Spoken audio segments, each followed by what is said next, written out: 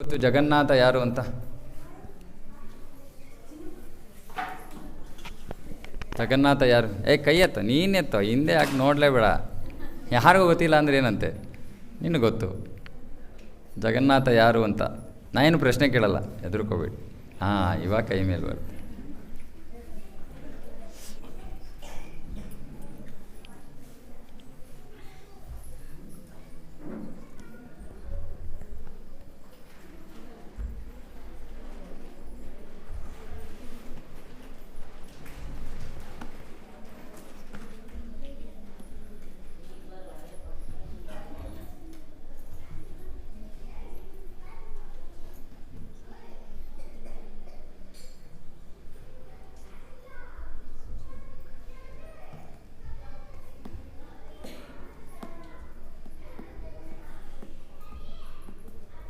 So ಇದು ಜಗನ್ನಾಥನ ಕತೆ. ಜಗನ್ನಾಥ ಯಾರು, ಜಗನ್ನಾಥ ಯಾಕೆ ಪ್ರಕಟ ಆದ, ಜಗನ್ನಾಥ ಯಾಕೆ ಆ ಒಂದು ಬಹಳ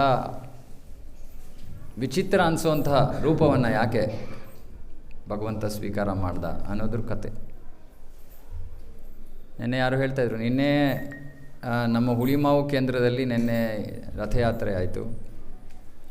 ಸೊ ಯಾರೋ ಹೇಳ್ತಾಯಿದ್ರು, ಜುಲೈ 4ನೇ ದಿನ 4 ಜಗನ್ನಾಥ ಪ್ರಕಟ ಆಗಿದ್ದು ತಿಥಿ ಅಂತೆ ಅವತ್ತು. ಯಾವುದೋ ಯುಗದಲ್ಲಿ ಯಾವಾಗಲೂ, ಬಟ್ ವಿಶೇಷವಾದ ದಿನ ನೆನ್ನೆ. ಸೊ ಇದ್ರ ಹಿನ್ನೆಲೆಯಲ್ಲಿ ಒಂದು ಘಟನೆ, ಕತೆ ಅಂತ ಹೇಳಿದ್ರೆ ಎಲ್ಲ ಕಲ್ಪನೆ ಅಂದ್ಕೊಂಡ್ಬಿಡ್ತಾರೆ, ಅದಕ್ಕೆ ಘಟನೆ ಅಂತ ಹೇಳ್ತಾಯಿದ್ದೀನಿ. ಒಂದು ಘಟನೆ ನಡೆದಿರೋದು. ಹಿಂದಿನ ಕಾಲದಲ್ಲಿ ರಾಜರನ್ನು ರಾಜ ಋಷಿಗಳು ಅಂತ ಕರೀತಾಯಿದ್ರು. ರಾಜ ಋಷಿಗಳು ಅಂದರೆ, ರಾಜ ಅಂದರೆ ಅವನ ಹತ್ರ ಸ್ಥಾನ ಇದೆ, ಹಣ ಇದೆ, ಶಕ್ತಿ ಇದೆ, ಇತ್ಯಾದಿ. ಆದರೆ ಆ ರಾಜರು ಆ ಸ್ಥಾನ, ಸಂಪತ್ತು ಇತ್ಯಾದಿ ಎಲ್ಲವನ್ನ ತಮ್ಮ ಇಂದ್ರಿಯ ಭೋಗಕ್ಕೆ ಉಪಯೋಗಿಸ್ತಾ ಇರಲಿಲ್ಲ. ಜೀವನದ ಗುರಿ ಏನು ಅಂತ ಗೊತ್ತಿದ್ದು ಅವರು ಜೀವನವನ್ನು ಬಹಳ ಜವಾಬ್ದಾರಿಯಿಂದ ನಡೆಸ್ತಾಯಿದ್ರು, ಋಷಿಗಳಂತೆ. ಹಾಗಾಗಿ ಅವರನ್ನು ರಾಜ ಋಷಿಗಳು ಅಂತ ಕರೀತಾಯಿದ್ರು, ರಾಜ ಋಷಿಗಳು. ಇವತ್ತಿನ ಕಾಲದಲ್ಲಿ ಜನರ ಹತ್ರ ಸ್ಥಾನ, ಮಾನ, ಹಣ ಇವೆಲ್ಲ ಇದ್ದರೆ ಜೊತೆಗೇನು ಬರುತ್ತೆ, ಬೈ 1 get 1 ಫ್ರೀ ಥರ ಅಹಂಕಾರ. ಸೊ ಆಗಿನ ಕಾಲದಲ್ಲಿ ಆ ರಾಜ ಋಷಿಗಳು ಅಂದರೆ ಬಹಳ ವಿಶೇಷವಾದ ಜೀವನ, ಜವಾಬ್ದಾರಿಯ ಜೀವನ.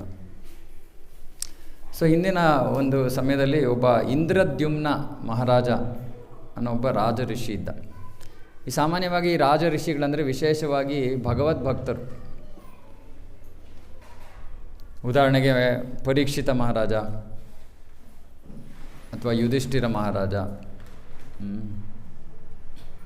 ರಾಮರಾಜ್ಯ ಅಂತೀವಿ. ರಾಮ ತಾನೇ ಭಗವಂತ ಆಗಿದ್ರೂ ಕೂಡ ಈ ರಾಜರು ಯಾವ ರೀತಿ ಇರಬೇಕು ಅನ್ನೋದನ್ನು ತೋರಿಸೋದಕ್ಕೆ ಅವನು ಆ ಒಂದು ತನ್ನ ಲೀಲೆಯನ್ನು ನಡೆಸ್ತಾನೆ.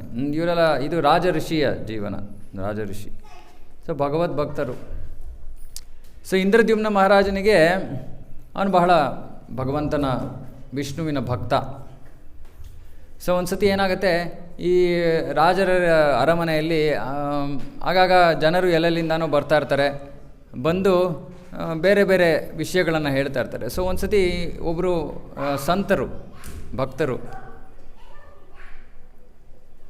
ಅವರು ಇಂದ್ರದ್ಯುಮ್ನ ಮಹಾರಾಜನ ಆಸ್ಥಾನಕ್ಕೆ ಬಂದ್ಬಿಟ್ಟು ಒಂದು ವಿಶೇಷವಾದ ವಿಷ್ಣುವಿನ ರೂಪದ ವರ್ಣನೆಯನ್ನು ಮಾಡ್ತಾರೆ.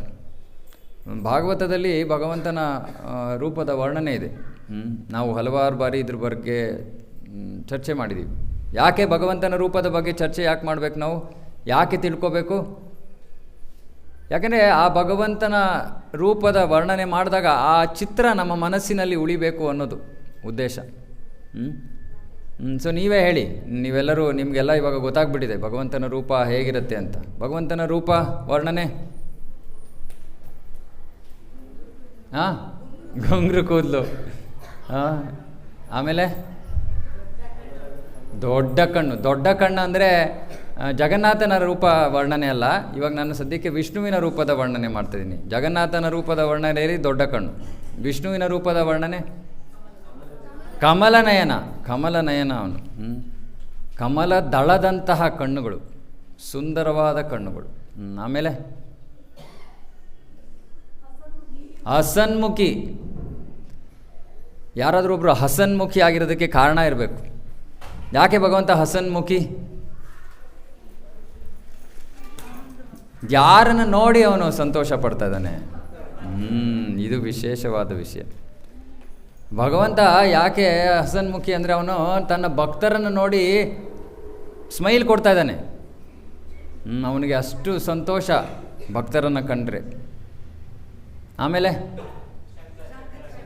ಶಂಖಚಕ್ರ ಗದಾ ಪದ್ಮಧಾರಿ.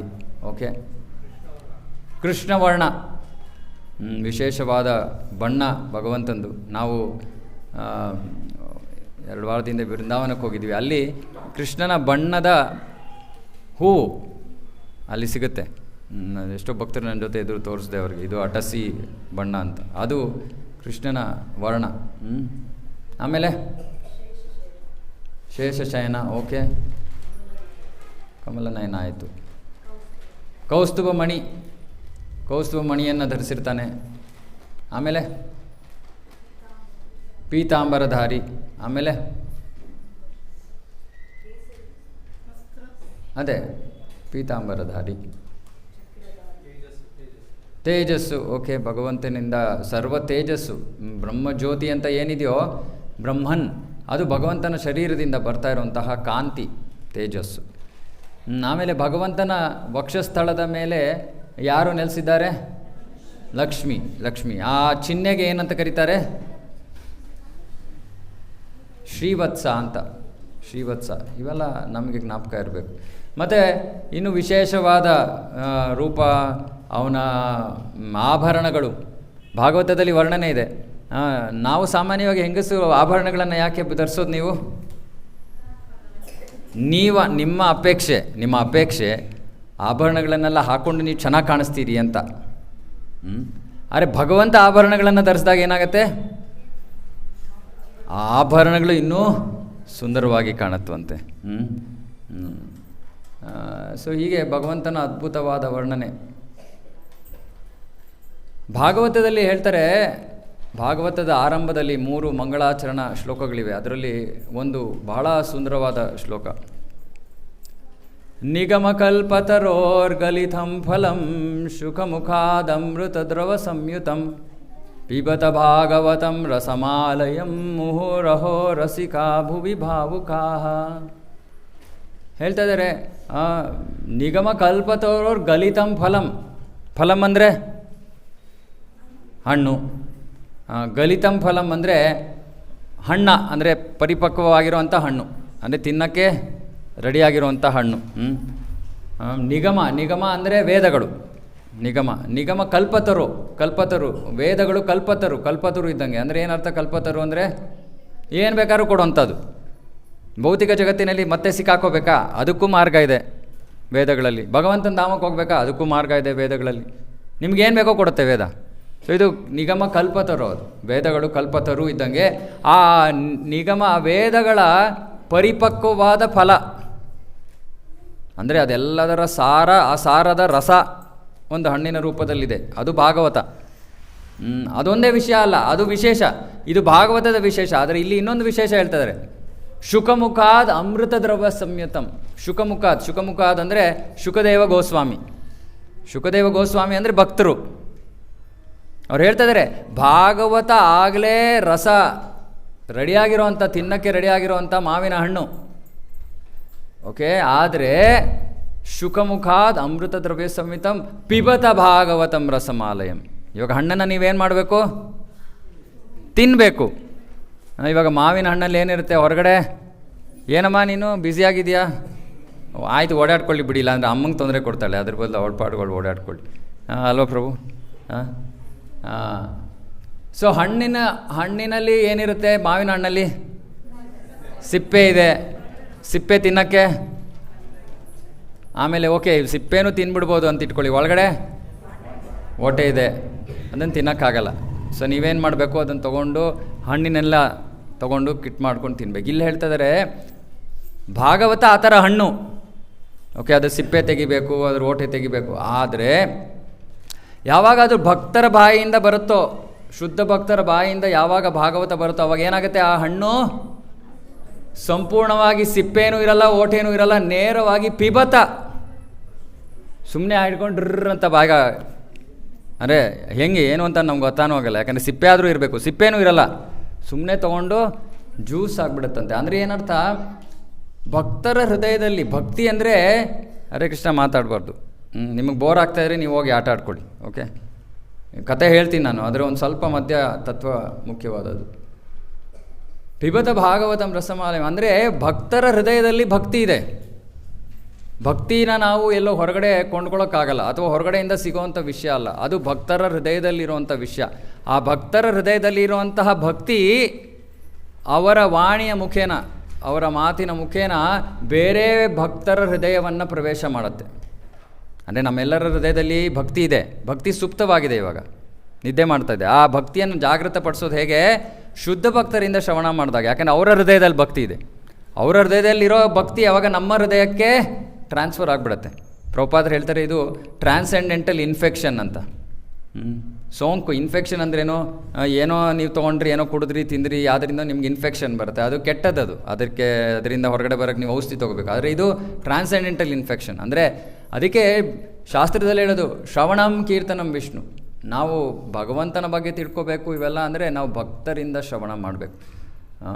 ಸೊ ಹೀಗೆ ಆ ಭಕ್ತ ಬಂದ್ಬಿಟ್ಟು ಅಲ್ಲಿ ಭಗವಂತನ ವರ್ಣನೆಯನ್ನು ಮಾಡ್ತಾ ಇದ್ದಾನೆ. ಆ ಭಕ್ತನ ಹೃದಯದಲ್ಲಿ ಎಷ್ಟು ಭಕ್ತಿ ಇತ್ತು ಅಂದರೆ, ಇಂದ್ರದ್ಯುಮ್ನ ಮಹಾರಾಜ ಅದನ್ನು ಕೇಳಿ ಅವನಿಗೆ ತಕ್ಷಣ ಅವನ ಹೃದಯದಲ್ಲಿ ಆಸೆ ಹುಟ್ಟುಬಿಡ್ತು. ಏನು ಆಸೆ ಹುಟ್ಟಿತು, ಆ ಭಗವಂತನ ರೂಪವನ್ನು ನಾನು ನೋಡಲೇಬೇಕು, ಹೋಗಲೇಬೇಕು, ನಾನು ಇವಾಗ ಅದನ್ನು ನೋಡಲೇಬೇಕು. ಇಂದ್ರದ್ಯುಮ್ನ ಆ ಭಕ್ತರನ್ನು ಕೇಳ್ತಾನೆ, ಎಲ್ಲಿದೆ ಭಗವಂತನ ಈ ಒಂದು ನೀವು ವರ್ಣನೆ ಮಾಡ್ತಿರುವಂತಹ ರೂಪ ಎಲ್ಲಿದೆ, ನಾನು ಹೋಗಿ ಅವರ ದರ್ಶನ ಪಡೆಯೋಕ್ಕೆ ಆಸೆ ಪಡ್ತೀನಿ. ಆದರೆ ಆ ಸಂತರು ಹೇಳ್ತಾರೆ, ರಾಜ ನಮಗೂ ಗೊತ್ತಿಲ್ಲ ಈ ಒಂದು ವಿಗ್ರಹ, ಈ ಭಗವಂತನ ಈ ರೂಪ ಎಲ್ಲಿ ಇದೆ ಅನ್ನೋದು ನಮಗೂ ಗೊತ್ತಿಲ್ಲ. ಆದರೆ ಇದರ ಬಗ್ಗೆ ನಾವು ಆಗಾಗ ಶ್ರವಣ ಮಾಡ್ತಾಯಿದ್ದೀವಿ, ಕೇಳ್ತಾ ಇದ್ದೀವಿ ಅಂತ. ಸರಿ, ಇಂದ್ರದ್ಯುಮ್ನ ರಾಜ, ಅವನ ಹತ್ರ ಎಲ್ಲ ಸೌಕರ್ಯಗಳಿವೆ. ಸೊ ಅವನೇನು ಮಾಡ್ತಾನೆ, ತನ್ನ ಮುಖ್ಯವಾದ ಮಂತ್ರಿಗಳನ್ನು ಇತ್ಯಾದಿ ತನ್ನ ಸೇವಕರನ್ನು ಕರೀತಾನೆ. ಕರೆದುಬಿಟ್ಟು ಜನರನ್ನು ಬೇರೆ ಬೇರೆ ದಿಕ್ಕಿನಲ್ಲಿ 4 ದಿಕ್ಕುಗಳಲ್ಲಿ ಕಳಿಸ್ತಾನೆ. ಹೋಗಿ ಈ ವರ್ಣನೆ ಇರೋ ವಿಷ್ಣು ರೂಪವನ್ನು ನೀವು ಏನಾದ್ರು ಕಂಡ್ರೆ ದಯವಿಟ್ಟು ಬಂದು ನನಗೆ ತಿಳಿಸಿ. ಸರಿ, ಎಲ್ಲರೂ ಬೇರೆ ಬೇರೆ ದಿಕ್ಕಿನಲ್ಲಿ ಹೋಗ್ತಾರೆ. ಆದರೆ ಸುಮಾರು ಸಮಯ ಆಗುತ್ತೆ, ಯಾರಿಗೂ ಈ ಭಗವಂತನ ರೂಪ ಸಿಗೋದಿಲ್ಲ, ಎಲ್ಲರೂ ವಾಪಸ್ ಬಂದುಬಿಡ್ತಾರೆ. ಆದರೆ ಅದರಲ್ಲಿ ಒಬ್ಬ ವಿದ್ಯಾಪತಿ ಅನ್ನೋ ಒಬ್ಬ ಮಂತ್ರಿ, ಬ್ರಾಹ್ಮಣ. ಬ್ರಾಹ್ಮಣರು ಅಂದರೆ ಸ್ವಲ್ಪ ತಾಳ್ಮೆ ಜಾಸ್ತಿ ಇರುತ್ತೆ. ಸೊ ಅವನು ಹೋಗ್ತಾನೆ, ಅವನು ಹುಡ್ಕೊಂಡು ಈ ಭಗವಂತನ ರೂಪವನ್ನು ಹುಡ್ಕೊಂಡು ಹೋಗ್ತಾನೆ. ಕೊನೆಗೆ ಒಂದು ಕಡೆಗೆ ಬರ್ತಾನೆ. ಆ ಜಾಗವನ್ನು ನೀಲಾಚಲ ಅಂತ ಕರೀತಾರೆ. ನೀಲಾಚಲ ಅಂದರೆ ಇವತ್ತಿನ ಜಗನ್ನಾಥಪುರಿಯ ಭಾಗಕ್ಕೆ ಬರ್ತಾನೋ.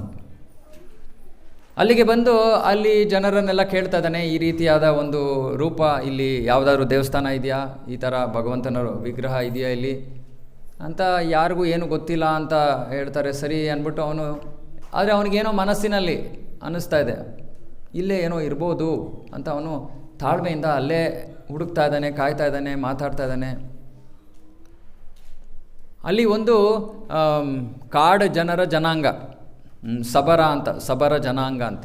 ಸೊ ಆ ಸಬರ ಜನಾಂಗದ ಜನರ ಸಂಪರ್ಕಕ್ಕೆ ಬರ್ತಾನೆ, ಅಲ್ಲೇ ಇರ್ತಾನೆ, ಅಲ್ಲಿ ಇಲ್ಲಿ ಹುಡುಕ್ತಾ ಇದ್ದಾನೆ.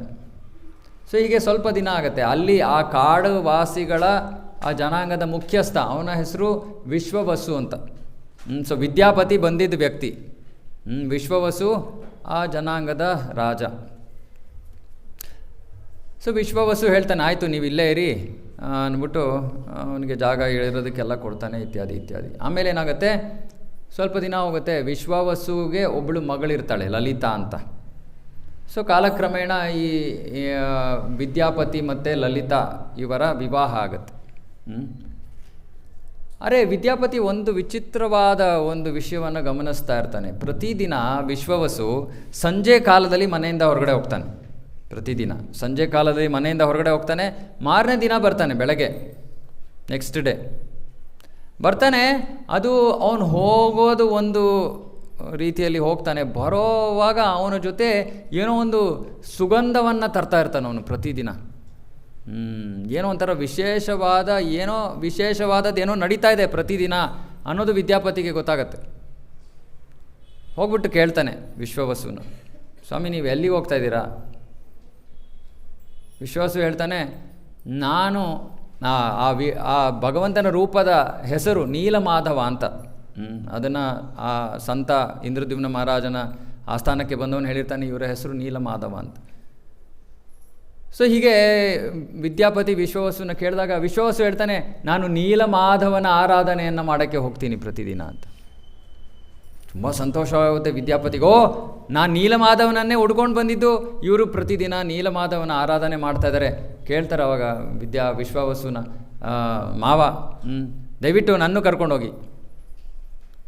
ಅವ್ರು ಹೇಳ್ತಾರೆ, ಇಲ್ಲ, ಇಲ್ಲಿ ಯಾರಿಗೂ ಪ್ರವೇಶ ಇಲ್ಲ, ಇಲ್ಲಿ ನಾನು ಒಬ್ಬನೇ ಹೋಗೋದು, ಪೂಜೆಯನ್ನು ಮಾಡೋದು, ಬರೋದು, ಹಾಗಾಗಿ ನಿಮಗೆ ನಾನು ಅಲ್ಲಿಗೆ ಕರ್ಕೊಂಡು ಹೋಗೋಕ್ಕಾಗಲ್ಲ.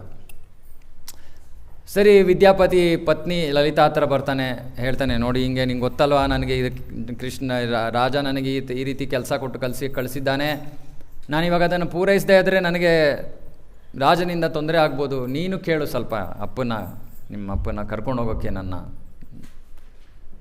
ಸರಿ, ಮಗಳು ಪಾಪ ಪ್ರೀತಿಯಿಂದ ಪ್ರತಿದಿನ ಅಪ್ಪನ ಹತ್ರ ಗೋಳೈಕೋತಾ ಇದ್ದಾಳೆ, ಅಪ್ಪ ಕರ್ಕೊಂಡೋಗಿ ನೋಡಿ, ಆಮೇಲೆ ನಿಮ್ಮ ಮಳಿಂಗೆ ತೊಂದರೆ ಆಗುತ್ತೆ. ಮಗಳ ಮಾತನ್ನು ಎಷ್ಟೊತ್ತು ನಿರಾಕರಿಸೋಕ್ಕಾಗತ್ತೆ ತಂದೆ. ಸರಿ, ಕೇಳ್ತಾನೆ ಒಂದು ಸ್ವಲ್ಪ ದಿನ ಆದಮೇಲೆ, ಸರಿ ಆಯಿತು ನಡೀರಿ, ಆದರೆ ಒಂದು ಕಂಡೀಷನ್. ಏನು ಕಂಡೀಷನ್ನು? ನಿಮ್ಮ ಕಣ್ಣನ್ನು ನಾನು ಮುಚ್ಚಿರ್ತೀನಿ, ಕಣ್ಣು ಕಟ್ಟಿಸ್ಕೊಂಡು ನೀವು ಬರಬೇಕು, ಜೊತೆಗೆ ನಿಮಗೆ ಗೊತ್ತಾಗಬಾರ್ದು ಯಾವ ರೂಟಲ್ಲಿ ಹೋಗ್ತಾ ಇದ್ದೀವಿ, ಹೇಗೆ ಹೋಗ್ತಾ ಇದ್ದೀವಿ, ಏನು ಗೊತ್ತಾಗಬಾರ್ದು. ನಿಮ್ಗೆ ಅಲ್ಲಿ ಬನ್ನಿ, ನಿಮ್ಗೆ ದರ್ಶನ ಮಾಡ್ತೀನಿ, ಮತ್ತೆ ಕಣ್ಣು ಕಟ್ತೀನಿ, ವಾಪಸ್ ಕರ್ಕೊಂಬರ್ತೀನಿ, ಆಯಿತಾ? ವಿದ್ಯಾಪತಿ ಹೇಳ್ತಾನೆ, ಓಕೆ. ಲಲಿತಾ ಹೆಂಗಸರು ಬಹಳ ಬುದ್ಧಿವಂತರು. ಲಲಿತಾ ಯೋಚನೆ ಮಾಡ್ತದೆ, ಇಲ್ಲ ನನ್ನ ಪತಿಗೆ ಆಮೇಲೆ ಜಾಗನೂ ಬೇಕು, ರಾಜನ ಕರ್ಕೊಂಡು ಹೋಗ್ಬೇಕು, ಅವನು ಏನು ಮಾಡೋದು? ಬುದ್ಧಿವಂತಿಕೆಯನ್ನು ಉಪಯೋಗಿಸ್ಬಿಟ್ಟು ಸಾಸಿವೆ ಕಾಳನ್ನು ಅವನ ಮೇಲ್ವಸ್ತ್ರಕ್ಕೆ ಕಟ್ತಾಳೆ, ಒಂದು ಗಂಟು ಮಾಡಿ ಕಟ್ತಾಳೆ ಒಂದಿಷ್ಟು ಸಾಸಿವೆ ಕಾಳನ್ನ. ಅಪ್ಪಂಗೆ ಗೊತ್ತಿಲ್ಲ. ಕಟ್ಬಿಟ್ಟು ಅದರಲ್ಲಿ ಒಂದು ತೂತು ಮಾಡ್ತಾಳೆ ಆ ಬಟ್ಟೆಯಲ್ಲಿ. ಅಂದರೆ ಏನಾಗುತ್ತೆ, ಸಾಸಿವೆ ಕಾಳು ಸ್ವಲ್ಪವಾಗಿ ಬೀಳ್ತಾ ಇದೆ ನೆಲದ ಮೇಲೆ. ಸೊ ವಿದ್ಯಾಪತಿ ಅದನ್ನು ತಗೊಂಡು ವಿಶ್ವವಸು ಅವನಿಗೆ ಕಣ್ಣು ಕಟ್ಟಿ ಚೆನ್ನಾಗಿ, ಅವನ ಪಾಪ ನೋಡಲಿಲ್ಲ ಇದೆಲ್ಲ ಆಗಿರೋದು, ಜೊತೆಗೆ ಕರ್ಕೊಂಡು ಹೋಗ್ತಾನೆ. ಒಂದು ದೊಡ್ಡ ಗುಹೆ ಹತ್ರ ಬರ್ತಾರೆ. ಗುಹೆಯನ್ನು ಪ್ರವೇಶ ಮಾಡ್ತಾನೆ. ಆವಾಗ ವಿಶ್ವವಸು ವಿದ್ಯಾಪತಿ ಕಣ್ಣಿಂದ ಬಟ್ಟೆಯನ್ನು ತೆಗೆದ್ಬಿಟ್ಟು ಅಲ್ಲಿ ನೋಡಿದ್ರೆ ಎಷ್ಟು ಅದ್ಭುತವಾದ ಸುಂದರ ಭಗವಂತನ ರೂಪದ ದರ್ಶನ. ತುಂಬ ಸಂತೋಷ ಆಗುತ್ತೆ ವಿದ್ಯಾಪತಿಗೆ. ಸಂತೋಷ ಆಗತ್ತೆ, ರಾಜನಿಗೆ ಹೋಗಿ ಹೇಳಬೇಕು ಅನ್ನೋ ಒಂದು ಉತ್ಸಾಹ. ಸರಿ, ಇವಾಗ ವಿಶ್ವವಸು ಹೇಳ್ತಾನೆ ವಿದ್ಯಾಪತಿಗೆ, ನೀನು ಇಲ್ಲೇ ಇರಪ್ಪ, ನಾನು ಸ್ವಲ್ಪ ಹೂವು ಸಂಗ್ರಹ ಮಾಡ್ಕೊಂಡು ಬರ್ತೀನಿ ಇಲ್ಲಿ ಕಾಡಿನಲ್ಲಿ ಭಗವಂತನ ಪೂಜೆಗೋಸ್ಕರ, ನೀನು ಇಲ್ಲೇ ಇರು ಅಂದ್ಬಿಟ್ಟು ವಿಶ್ವವಸು ಹೋಗ್ತಾನೆ. ವಿದ್ಯಾಪತಿ ಅವಾಗ ಆ ಗುಹೆಯಿಂದ ಹೊರಗಡೆ ಬರ್ತಾನೆ. ಹೊರಗಡೆ ಬಂದು ನೋಡಿದ್ರೆ ಅಲ್ಲೊಂದು ಚಿಕ್ಕ ಕೆರೆ. ಆ ಕೆರೆಯ ದಡದಲ್ಲಿ ಒಂದು ಮರದ ಒಂದು ಟೊಂಗೆ, ಅದು ಬ್ರ್ಯಾಂಚ್ ಹಂಗೆ ಆ ಕೆರೆಯ ಮೇಲೆ ಬಂದಿದೆ. ಅದರ ಮೇಲೆ ಒಂದು ಕಾಗೆ ಕೂತಿದೆ. ಆ ಕಾಗೆ ಕೂತಿರೋ ಕಾಗೆ ತಕ್ಷಣ ಏನಾಗುತ್ತೆ, ಆ ಕಾಗೆ ಆ ಮರದಿಂದ ಕೆಳಗಡೆ ಬಿದ್ದು ಕೆರೆ ಒಳಗೆ ಬಿದ್ದೋಗ್ಬಿಡುತ್ತೆ ನೀರಿನಲ್ಲಿ. ಬಿದ್ದೋದ ತಕ್ಷಣ ಅವನು ಅನ್ಕೋತಾನೆ, ಓ ಪಾಪ ಕಾಗೆ ಸತ್ತೋಯ್ತು ಅಂತ. ಆದರೆ ಅವನೇನು ನೋಡ್ತಾನೆ, ತಕ್ಷಣ ಆ ನೀರಿನಿಂದ ಒಂದು 4 ಚತುರ್ಭುಜ ರೂಪ ಒಂದು ಹೊರಗಡೆ ಬರುತ್ತೆ. ಅಂದರೆ ಆ ಒಂದು ಕಾಗೆ ಅಲ್ಲಿ ನೀರಿನಲ್ಲಿ ಬಿದ್ದು ಅದಕ್ಕೆ ವೈಕುಂಠ ಪ್ರಾಪ್ತಿ ಆಯಿತು, ಮೋಕ್ಷ ಸಿಕ್ತು. ಚತುರ್ಭುಜ ರೂಪದಲ್ಲಿ ಹೊರಗಡೆ ಬರ್ತಾ ಇದೆ. ವಿದ್ಯಾಪತಿಗೆ ಸಂತೋಷ ಆಗೋಗುತ್ತೆ. ಓ, ನನಗಿವಾಗ ವೈಕುಂಠಕ್ಕೆ ಹೋಗೋಕ್ಕೆ ದಾರ ಸಿಕ್ಬಿಡ್ತು, ಸರಿ ನಾನು ಹೋಗ್ಬಿಟ್ಟು ಆ ನೀರಲ್ಲಿ ಧುಮುಕ್ಬಿಡ್ತೀನಿ ಅಂತ. ಸರಿ, ಏನು ಮರ ಹತ್ತಕ್ಕೆ ಪ್ರಯತ್ನ ಮಾಡ್ತಾ ಇದ್ದಾನೆ. ಅಷ್ಟೊತ್ತಿಗೆ ಒಂದು ಅಶರೀರವಾಣಿ, ಇಲ್ಲ ವಿದ್ಯಾಪತಿ ನಿಲ್ಲು, ನಿನಗೆ ಮಾಡಬೇಕಾಗಿರೋ ಕರ್ತವ್ಯ ಇದೆ, ತುಂಬ ದೊಡ್ಡ ಕರ್ತವ್ಯ ಅದು. ನೀನು ಇಲ್ಲಿಂದ ಹೋಗಿ ಇಂದ್ರದ್ಯುಮ್ನನಿಗೆ ಈ ವಿಷಯವನ್ನು ತಿಳಿಸ್ಬೇಕು, ನೀಲಮಾಧವ ಇಲ್ಲಿದ್ದಾನೆ ಅಂತ. ನಿನಗೆ ಇವಾಗ ಮುಕ್ತಿಗೆ ಸಮಯವಲ್ಲ, ದಯವಿಟ್ಟು ಇಲ್ಲಿಂದ ಹೊರಡು. ಸರಿ, ವಿದ್ಯಾಪತಿ ಬ್ರಾಹ್ಮಣ, ಇವೆಲ್ಲ ಅರ್ಥ ಆಗತ್ತೆ ಅವ್ರಿಗೆ. ಸರಿ, ಭಗವಂತನ ಇಚ್ಛೆ, ಅಶರೀರವಾಣಿ ಅಂದರೆ ಎಲ್ಲೋ ನಮಗಿಂತ ಪ್ರಮುಖ ಜನರು ಯಾರೋ ನಮಗೆ ಏನೋ ಸಂದೇಶವನ್ನು ಕೊಡ್ತಾ ಇದ್ದಾರೆ ಅಂತ ಗೊತ್ತಾಗಿ ಅವನು ಒಪ್ಕೋತಾನೆ. ಒಪ್ಕೊಂಡು ಆಮೇಲೆ ಅಷ್ಟೊತ್ತಿಗೆ ವಿಶ್ವವಸು ಹೂವೆಲ್ಲ ತಂದಿರ್ತಾನೆ, ಪೂಜೆ ಎಲ್ಲ ಆಗುತ್ತೆ ಇತ್ಯಾದಿ ಇತ್ಯಾದಿ. ಮಾರನೇ ದಿನ ಬೆಳಗ್ಗೆ ವಾಪಸ್ ಬರ್ತಾರೆ. ಸರಿ, ವಾಪಸ್ ಬಂದರು. ಆಮೇಲೆ ವಿದ್ಯಾಪತಿ ಲಲಿತಾಗೆ ಹೇಳ್ತಾನೆ, ಹಿಂಗೆ ಅದ್ಭುತವಾದ ರೂಪ, ನಾನಿವಾಗ ರಾಜನಿಗೆ ಹೇಳಬೇಕು, ನನಗೆ ರೂಟು ಗೊತ್ತಾಗಿದೆ, ಇವಾಗ ನಾನು ರಾಜನಿಗೆ ಹೇಳಬೇಕು. ವಿಶ್ವವಸು ಗೊತ್ತಾಗ್ಬಿಡತ್ತೆ ಇವ್ರು ಮಾಡಿರೋ ಕೆಲಸ. ಸೊ ವಿಶ್ವವಸು ಹೇಳ್ತಾನೆ, ಇಲ್ಲ ನೀ ಎಲ್ಲೂ ಹೋಗೋಂಗಿಲ್ಲ, ನಾನೇನು ಕಟ್ಟಾಕ್ತೀನಿ, ಇವಾಗ ಮನೆಯಲ್ಲೇ ನೀನು ಕೂಡಾಕ್ತೀನಿ, ನೀನೆಲ್ಲೂ ಹೋಗೋಂಗಿಲ್ಲ, ಯಾಕಂದರೆ ಭಗವಂತನ ಈ ರೂಪದ ಬಗ್ಗೆ ಯಾರಿಗೂ ಗೊತ್ತಾಗಬಾರ್ದು. ಸರಿ, ಕೂಡಾಕ್ತಾನೆ. ಆಮೇಲೆ ಮತ್ತೆ ಲಲಿತಾ ಅಪ್ಪನ ಹತ್ರ, ಅಪ್ಪ please please please please please ಮಾಡ್ತಾಳೆ. ಆಮೇಲೆ ಒಂದು ಸ್ವಲ್ಪ ಸಮಯ ಆದಮೇಲೆ ವಿಶ್ವವಸು ಗೊತ್ತಾಗುತ್ತೆ, ಓಕೆ ಇದನ್ನು ನಾನೇನು ಇನ್ನೂ ಇವನನ್ನು ಕಟ್ಟಾಕೋಕ್ಕಾಗಲ್ಲ, ಸರಿ ಹೋಗಲಿ ಅಂತ ಕಳಿಸ್ಬಿಡ್ತಾನೆ. ವಿಶ್ವವಸು ಯೋಚನೆ ಏನು ಅಂದರೆ, ರಾಜ ಬಂದರೆ ಅವನಿಗೆ ಸೇವೆ ಸಿಗಲ್ಲ ಭಗವಂತಂದು, ಇದು ಅವನ ಯೋಚನೆ. ಅವನಿಗೆ ಬೇರೆ ಯಾವ ಇಚ್ಛೆ ಇರಲಿಲ್ಲ. ಅವನಿಗೆ ಬೇಕಾಗಿದ್ದು ಭಗವಂತನ ಸೇವೆ ನಿರಂತರವಾಗಿ ನಾನೇ ಮಾಡಬೇಕು ಅನ್ನೋ ಇಚ್ಛೆ. ಆದರೆ ಇವಾಗ ರಾಜ ಬಂದರೆ ಅವನು ಬಹಳ ಒಂದು ಅದ್ಧೂರಿಯಾಗಿ ಪೂಜೆಯನ್ನು ಮಾಡ್ತಾನೆ. ವಿಶ್ವವಸು ಪಾಪ ಅವನು ಯಾರು ಕಾಡು ಮನುಷ್ಯ, ಒಬ್ಬ ಸಾಮಾನ್ಯ ಜೀವಿ. ಸೊ ಅವನಿಗೆ ಬಹಳ ದುಃಖ ಆಗುತ್ತೆ. ಮತ್ತು ಎಷ್ಟೋ ವರ್ಷಗಳಿಂದ ಅವನು ಈ ಸೇವೆಯನ್ನು ನಿರಂತರವಾಗಿ ಮಾಡ್ಕೊಂಡು ಬರ್ತಾ ಇದ್ದಾನೆ. ಈ ನಿರಂತರವಾಗಿ ಭಕ್ತಿಯನ್ನು ಮಾಡೋದಕ್ಕೆ ನಿಷ್ಠಾ ಅಂತ ಕರೀತಾರೆ, ನಿಷ್ಠೆ. ಆ ನಿಷ್ಠಾ ಹಂತಕ್ಕೆ ಬಂದಿರುವಂಥ ಭಕ್ತರು ಭಗವಂತನಿಗೆ ಬಹಳ ಪ್ರಿಯರು. ಅಂದರೆ ಅವರ ಜೀವನದಲ್ಲಿ ಏನೇ ಪರಿಸ್ಥಿತಿ ಬರಲಿ, ಏನೇ ಸಮಸ್ಯೆ ಬರಲಿ, ಭಗವಂತನ ಸೇವೆಯನ್ನು ಬಿಡೋಲ್ಲ ಅವರು, ನಿಷ್ಠಾ ಭಕ್ತರು.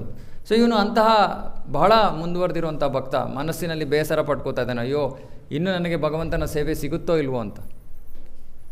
ಸರಿ, ವಿದ್ಯಾಪತಿ ಇಂದ್ರದ್ಯುಮ್ನ ಮಹಾರಾಜನ ಹತ್ರ ಹೋಗ್ತಾನೆ. ಇಂದ್ರದ್ಯುಮ್ನ ಮಹಾರಾಜನಿಗೆ ಹೇಳ್ತಾನೆ, ಅವನಿಗೆ ಬಹಳ ಸಂತೋಷವಾಗುತ್ತೆ. ಎಷ್ಟು ಸಂತೋಷ ಅಂದರೆ, ತನ್ನ ರಾಜ್ಯವನ್ನೇ ಅವನು ಎಲ್ಲಿದ್ನೋ ಅಲ್ಲಿಂದ ಈ ಜಾಗಕ್ಕೆ, ಸರಿ ನಾವೆಲ್ಲರೂ ಹೊರಟೋಗ್ಬಿಡೋಣ ಅಂದ್ಬಿಟ್ಟು ತನ್ನ ಸಂಪೂರ್ಣ ಜನರನ್ನ ಎಲ್ಲರನ್ನೂ ಕರ್ಕೊಂಡು ಅವನು ಹೊರಟುಬಿಡ್ತಾನೆ. ಅಲ್ಲಿಂದ ಈ ನೀಲಾಚಲಕ್ಕೆ ಬರ್ತಾನೆ. ವಿದ್ಯಾಪತಿ ತಾನು ಮಾಡಿದ್ದಂಥ ಅವನಿಗೆ ಮಾರ್ಗ ಗೊತ್ತಾಯಿತು. ರಾಜನ ಕರ್ಕೊಂಡು ಹೋಗ್ತಾನೆ. ಆ ಒಂದು ಗುಹೆ ತನಕ ಕರ್ಕೊಂಡು ಹೋಗ್ತಾನೆ. ಗುಹೆ ಒಳಗೆ ಪ್ರವೇಶ ಮಾಡಿದ ತಕ್ಷಣ ಏನೋ ಆಯಿತು, ಭಗವಂತನ ರೂಪ ಅಲ್ಲಿ ಇಲ್ಲ. ಭಗವಂತನ ರೂಪ ಇಲ್ಲ. ಇಂದ್ರದ್ಯುಮ್ನಿಗೆ ತಕ್ಷಣ ಬಹಳ ಆಘಾತವಾಗುತ್ತೆ, ದುಃಖ ಆಗುತ್ತೆ. ಅಯ್ಯೋ ಇದೇನಿದು, ನಾನೇನೋ ತಪ್ಪು ಮಾಡಿರಬೇಕು, ಭಗವಂತ ನನಗೆ ದರ್ಶನ ಕೊಡ್ತಾ ಇಲ್ಲ. ಅರೆ ಅದೇ ಸಮಯದಲ್ಲಿ ಯೋಚನೆ ಮಾಡ್ತಾನೆ, ವಿಶ್ವವಸು ಏನೋ ಮಾಡಿರಬೇಕು. ಯಾಕಂದರೆ ಅವನಿಗೆ ಗೊತ್ತು, ನಾನು ಬಂದರೆ ಅವನ ಸೇವೆ ಹೋಗುತ್ತೆ ಅಂದ್ಬಿಟ್ಟು ಅವನೇನು ಮಾಡ್ತಾನೆ, ವಿಶ್ವವಸುವನ್ನು ಬಂಧಿಸ್ಬಿಡ್ತಾನೆ. ನೀನೇ ಏನೋ ಮಾಡಿದ್ಯಾ, ನೀನು ಬಾಯಿ ಬಿಡೋ ತನಕ ನಿನ್ಗೆ ಬಿಡಲ್ಲ ಅಂದ್ಬಿಟ್ಟು ಬಂಧಿಸ್ಬಿಡ್ತಾನೆ. ಅರೆ ಭಕ್ತ, ಇಬ್ಬರು ಭಕ್ತರು, ಇಂದ್ರದ್ಯುಮ್ನೂ ಭಕ್ತ, ವಿಶ್ವವಸುನು ಭಕ್ತ. ಸರಿ, ಹೀಗೆ ಬಹಳ ದುಃಖ ಪಡ್ತಾ ಇದ್ದಾನೆ. ಇಂದ್ರದ್ಯುಮ್ನ, ನನಗೆ ಭಗವಂತನ ದರ್ಶನ ಸಿಗಲಿಲ್ಲ ಅಂತ. ಭಗವಂತ ಇಂತಹ ವಿಶೇಷ ಭಕ್ತರಿಗೆ ಕನಸಿನ ಮೂಲಕ ಹಲವಾರು ವಿಷಯಗಳನ್ನು ಹೇಳ್ತಾನೆ. ನಾನು ಮುಂಚೆನೂ ಹೇಳಿದ್ದೀನಿ, ನಿಮ್ಮ ಜೀವನದಲ್ಲಿ ನಿಮಗೆ ಭೌತಿಕ ವಿಷಯಗಳ ಕನಸು ಬಂದರೆ ಅದ್ರ ಬಗ್ಗೆ ಜಾಸ್ತಿ ಗಮನ ಕೊಡಬೇಡಿ, ಯೋಚನೆ ಮಾಡಬೇಡಿ, ಏನು ಪ್ರಯೋಜನ ಇಲ್ಲ. ಅದು ಸುಮ್ಮನೆ ನಿಮ್ಮ ಮನಸ್ಸಿನ ಊಹಾಪೋಹ, ಅದು ಕಲ್ಪನೆ. ಆದರೆ ಭಗವಂತನ ಭಕ್ತರು, ಗುರುಗಳು, ಇವರ ಬಗ್ಗೆ ನಿಮ್ಮ ಕನಸಿನಲ್ಲಿ ಏನಾದರೂ ವಿಷಯ ಬಂದರೆ ಬಹಳ ಗಂಭೀರವಾಗಿ ಪರಿಗಣಿಸಿ ಅದನ್ನು. ಅದರಲ್ಲಿ ಏನೋ ಒಂದು ನಿಮಗೆ ಸಂದೇಶ ಇರುತ್ತೆ. ಯಾಕೆಂದರೆ ಭಗವಂತ ನಮ್ಮ ಜೊತೆ ನೇರವಾಗಿ ಅವನು ಮಾತಾಡೋಕ್ಕಾಗಲ್ಲ, ನಾವು ಅಷ್ಟು ಪರಿಶುದ್ಧರಾಗಿಲ್ಲ. ಸೊ ಅವನೇನು ಮಾಡ್ತಾನೆ, ಕನಸಿನ ಮೂಲಕ ನಮ್ಮ ಜೊತೆ ಮಾತಾಡ್ತಾನೆ, ಇಲ್ಲ ಬೇರೆ ಭಕ್ತರ ಮೂಲಕ ಮಾತಾಡಿಸ್ತಾನೆ, ಇದೆರಡು. ಸೊ ಕನಸನ್ನು ನಾವು ವಿಶೇಷವಾಗಿ ಆಧ್ಯಾತ್ಮಿಕ ವಿಷಯಗಳಿಗೆ ಸಂಬಂಧಿತವಾಗಿದ್ದಾಗ ಕನಸುಗಳನ್ನು ನಾವು ಇಗ್ನೋರ್ ಮಾಡಬಾರ್ದು. ಸೊ ಕನಸಿನಲ್ಲಿ ಭಗವಂತ ತಾನೇ ಬಂದು ಇಂದ್ರದ್ಯುಮ್ನಿಗೆ ಹೇಳ್ತಾ ಇದ್ದಾನೆ, ಇಂದ್ರದ್ಯುಮ್ನ, ಇನ್ನು ನಿನಗೆ ನೀಲಮಾಧವನ ದರ್ಶನ ಆಗೋದಿಲ್ಲ, ಬೇಸರ ಪಡಬೇಡ, ನಾನು ಇನ್ನೊಂದು ವಿಶೇಷ ರೂಪವನ್ನು ತಗೋತೀನಿ. ಆ ವಿಶೇಷ ರೂಪವನ್ನು ಮರದಿಂದ ನೀನು ಕೆತ್ತನೆ ಮಾಡಿಸ್ಬೇಕು. ಹಾಗಾಗಿ ನಾಳೆ ಈ ಸಮಯದಲ್ಲಿ, ಈ ಜಾಗದಲ್ಲಿ ಮರದ ದಿಮ್ಮೆಗಳು ನದಿಯಲ್ಲಿ ಹರ್ಕೊಂಡು ಬರ್ತಾ ಇರುತ್ತೆ, ಅದನ್ನು ನೀನು ತೆಗೆದಿಟ್ಕೋಬೇಕು, ಅದರಿಂದ ನನ್ನ ರೂಪದ ಕೆತ್ತನೆಯನ್ನು ಮಾಡಬೇಕು ಅಂತ ಒಂದು ಸಂದೇಶ. ಸಂತೋಷ ಆಗುತ್ತೆ ಇಂದ್ರದ್ಯುಮ್ನಿಗೆ. ಒಂದು ಕಡೆ ದುಃಖ, ಇನ್ನೊಂದು ಕಡೆ ಸಂತೋಷ. ಭಗವಂತನ ಇನ್ನೊಂದು ದರ್ಶನ, ಇನ್ನೊಂದು ರೂಪದ ದರ್ಶನ ಆಗುತ್ತೆ ನನಗೆ ಅಂತ ಹೇಳಿದ್ದ ಸಮಯಕ್ಕೆ ಕರೆಕ್ಟಾಗಿ ಹೋಗ್ತಾನೆ. ಇವಾಗ ನೋಡಿ, ಇವಾಗ ಇಂದ್ರದ್ಯುಮ್ನ 5 ನಿಮಿಷ ಲೇಟಾಗಿ ಹೋಗಿದ್ದೀರಿ, ಅಲ್ಲಿಗೆ ಏನಾಗಿರೋದು? ಆ ದಿಮ್ಮೆ ಹೊಟ್ಟೋಗಿರೋದು. 7 ಗಂಟೆಗೆ ಪ್ರೋಗ್ರಾಮ್ ಅಂದರೆ ಎಷ್ಟೊತ್ತಿಗೆ ಬರಬೇಕು? 7 ಗಂಟೆಗೆ ಬರಬೇಕಿಲ್ಲ ಅಂದರೆ ಟ್ರೈನ್ ಹೊಟ್ಟೋಗ್ಬಿಡುತ್ತೆ. ಇಂದ್ರದ್ಯುಮ್ನ ಮನೆಗೆ ಅವನಿಗೆ ಎಷ್ಟು ಕಾತರತೆ ಅಂದರೆ, ಆ ಒಂದು ಭಗವಂತನ ವಿಗ್ರಹ ಇದು ಬರುತ್ತೆ, ಮರದ ದಿಮ್ಮೆ ಬರುತ್ತೆ ಅಂದ್ಬಿಟ್ಟು ಅವನೇನು ಮಾಡ್ತಾನೆ, ಬೇಗ ಹೋಗಿ ಅಲ್ಲಿ ಇರೋ ಸ್ಥಳದಲ್ಲಿ ನಿಂತ್ಕೋತಾನೆ. ನೋಡಿದ್ರೆ ಸರಿಯಾದ ಸಮಯಕ್ಕೆ, ಭಗವಂತ ಹೇಳಿದ್ದ ಸಮಯಕ್ಕೆ ಕರೆಕ್ಟಾಗಿ ಇಲ್ಲಿ ಮರದ ಕಾಂಡ ಒಂದು ಸ್ವಲ್ಪ ಪೀಸ್ಗಳು 3 ಪೀಸ್ ಬರುತ್ತೆ ಅಲ್ಲಿ ನದಿಯಲ್ಲಿ ಹರ್ಕೊಂಡು. ಸರಿ, ಅವನ ಇಂದ್ರದ್ಯುಮ್ನ ಮಹಾರಾಜನ ಸೈನಿಕರೆಲ್ಲ ಇರ್ತಾರೆ. ಆ ಮರದ ದಿಮ್ಮೆಯನ್ನು ಅಲ್ಲಿ ನದಿಯಿಂದ ಹೊರಗಡೆ ದಡಕ್ಕೆ ತೊಗೊಂಬರ್ತಾರೆ. ಆದರೆ ಬಹಳ ಭಾರ, ಯಾರಿಗೂ ಘಟಾನುಘಟಿಗಳಿಗೆ ಎತ್ತಕ್ಕಾಗ್ತಾಯಿಲ್ಲ ಅಲ್ಲಿ. ಇಂದ್ರದ್ಯುಮ್ನ ಮಹಾರಾಜ ಯೋಚನೆ ಮಾಡ್ತಾನೆ, ತಿರ್ಗಾ ಪಾಪ ಭಕ್ತ ಬೇಸರ ಆಗತ್ತೆ, ಭಕ್ತಿ ಸೇವೆ ಸಿಗಲಿಲ್ಲ ಅಂದರೆ ಭಕ್ತನಿಗೆ ಬೇಸರ. ಯೋಚನೆ ಮಾಡ್ತಾನೆ, ಅಯ್ಯೋ ಇದೇನಿದು, ಮರದ ದಿಮ್ಮೆ ಸಿಕ್ತು, ಆದರೆ ಅದನ್ನು ಎತ್ಕೊಂಡು ಹೋಗೋ ಶಕ್ತಿ ಸಾಮರ್ಥ್ಯ ನಮ್ಮಲ್ಲಿ ಯಾರಲ್ಲೂ ಇಲ್ವಲ್ಲ. ಮತ್ತೆ ಅವನಿಗೆ ಅನಿಸುತ್ತೆ, ಅಯ್ಯೋ ಇಲ್ಲ, ನಾವೇನೋ ತಪ್ಪು ಮಾಡಿರ್ಬೇಕು, ಅದಕ್ಕೆ ಭಗವಂತ ಕೃಪೆ ತೋರ್ತಾ ಇಲ್ಲ. ಮತ್ತೆ ಅವತ್ತಿನ ರಾತ್ರಿ ಇನ್ನೊಂದು ಕನಸು. ಈ ಕನಸಿನಲ್ಲಿ ಭಗವಂತ ಹೇಳ್ತಾ ಇದ್ದಾನೆ, ಅದನ್ನು ನೀವು ಯಾರೂ ಎತ್ತಕ್ಕಾಗಲ್ಲ ರಾಜ, 2 ಕೆಲಸ ಮಾಡಬೇಕು ನೀನು. ಮೊದಲು ವಿಶ್ವವಸುವನ್ನು ಬಿಡಿಸು, ಅವನು ಬಂದು ನನಗೆ ಸೇವೆ ಮಾಡಬೇಕಲ್ಲಿ, ಆವಾಗಲೇ ನಾನು ಅಲ್ಲಿಂದ ಬರೋದು. 2ನೇದು, ನೀನೊಂದು ಚಿನ್ನದ ರಥವನ್ನು ತಗೊಂಡು ಆ ಮರದ ದಿಮ್ಮೆಯನ್ನು ತೊಗೊಂಡು ಬರಬೇಕು. ಅಂದರೆ ಏನರ್ಥ? ಭಗವಂತನಿಗೆ ಎಲ್ಲಕ್ಕಿಂತ ಅದ್ಧೂರಿಯಾದ ಐಶ್ವರ್ಯಪೂರಿತವಾದ ವಸ್ತುಗಳನ್ನು ನಾವು ಅರ್ಪಣೆ ಮಾಡಬೇಕು. ನಾವು ಮನೆಯಲ್ಲಿ ಏನು ಮಾಡ್ತೀವಿ, 3 ಬೆಡ್ರೂಮ್ ಮನೆ ಕಟ್ತೀವಿ. ಯಾರಿಗೆ 3 ಬೆಡ್ರೂಮು? ಈಗಿನ ಕಾಲದಲ್ಲಿ ಗಂಡ ಒಂದು ಹೆಂಡತಿ ಒಂದು ಆಗಿಬಿಟ್ಟಿದೆ. ಅರೆ 3 ರೂಮು ನಮಗೆ, ದೇವರಿಗೆ ಕರೆಕ್ಟು, ಎಲ್ಲೋ ಫಸ್ಟೇ ಬಾಯಿಂದ ಬಂದುಬಿಡುತ್ತೆ. ಡಿಸೈನ್ ಆಗಲಿ ರೆಡಿಯಾಗಿದೆ ಮನೆ ಕಟ್ಟೋದಕ್ಕೆ. ಭಗವಂತನಿಗೆ ಒಂದು ಕಾರ್ನರಲ್ಲಿ ಕೊಡೋಣಪ್ಪ, ಯಾಕೆ 1 BHK ಅವನು ಕೊಡಬೇಕು. ಆ್ಯಕ್ಚುಲಿ 1 BHK ಅವನು ಕೊಡಬಾರ್ದು, 3 BHKನೂ ಅವನು ಕೊಡಬೇಕು. ಅವನು ನಮಗೆ ಜಾಗ ಕೊಟ್ಟರೆ ಮನೇಲಿ ಇರಬೇಕು ನಾವು.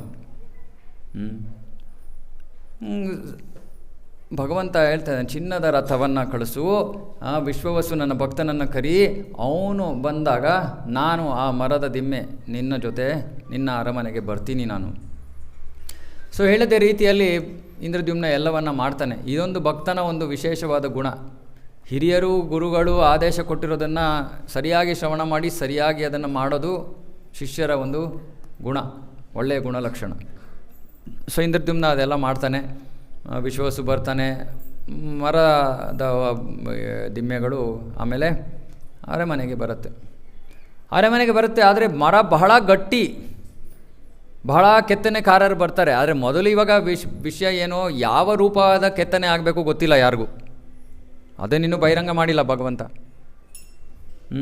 ಸೊ ಯಾರ್ಯಾರೋ ಬರ್ತಾರೆ, ಆದರೆ ಅವರು ಕೆತ್ತನೆ ಮಾಡೋಕ್ಕೆ ಪ್ರಯತ್ನ ಮಾಡ್ತಾಯಿದ್ರೆ ಅವರು ಏನೇನು ತಂದಿದ್ರೋ ಅವರ ಇನ್ಸ್ಟ್ರೂಮೆಂಟ್ಸ್ ಎಲ್ಲ ಮುರಿದೋಗ್ತಾ ಇದೆ, ಯಾರಿಗೂ ಏನೂ ಮಾಡೋಕ್ಕಾಗ್ತಾಯಿಲ್ಲ.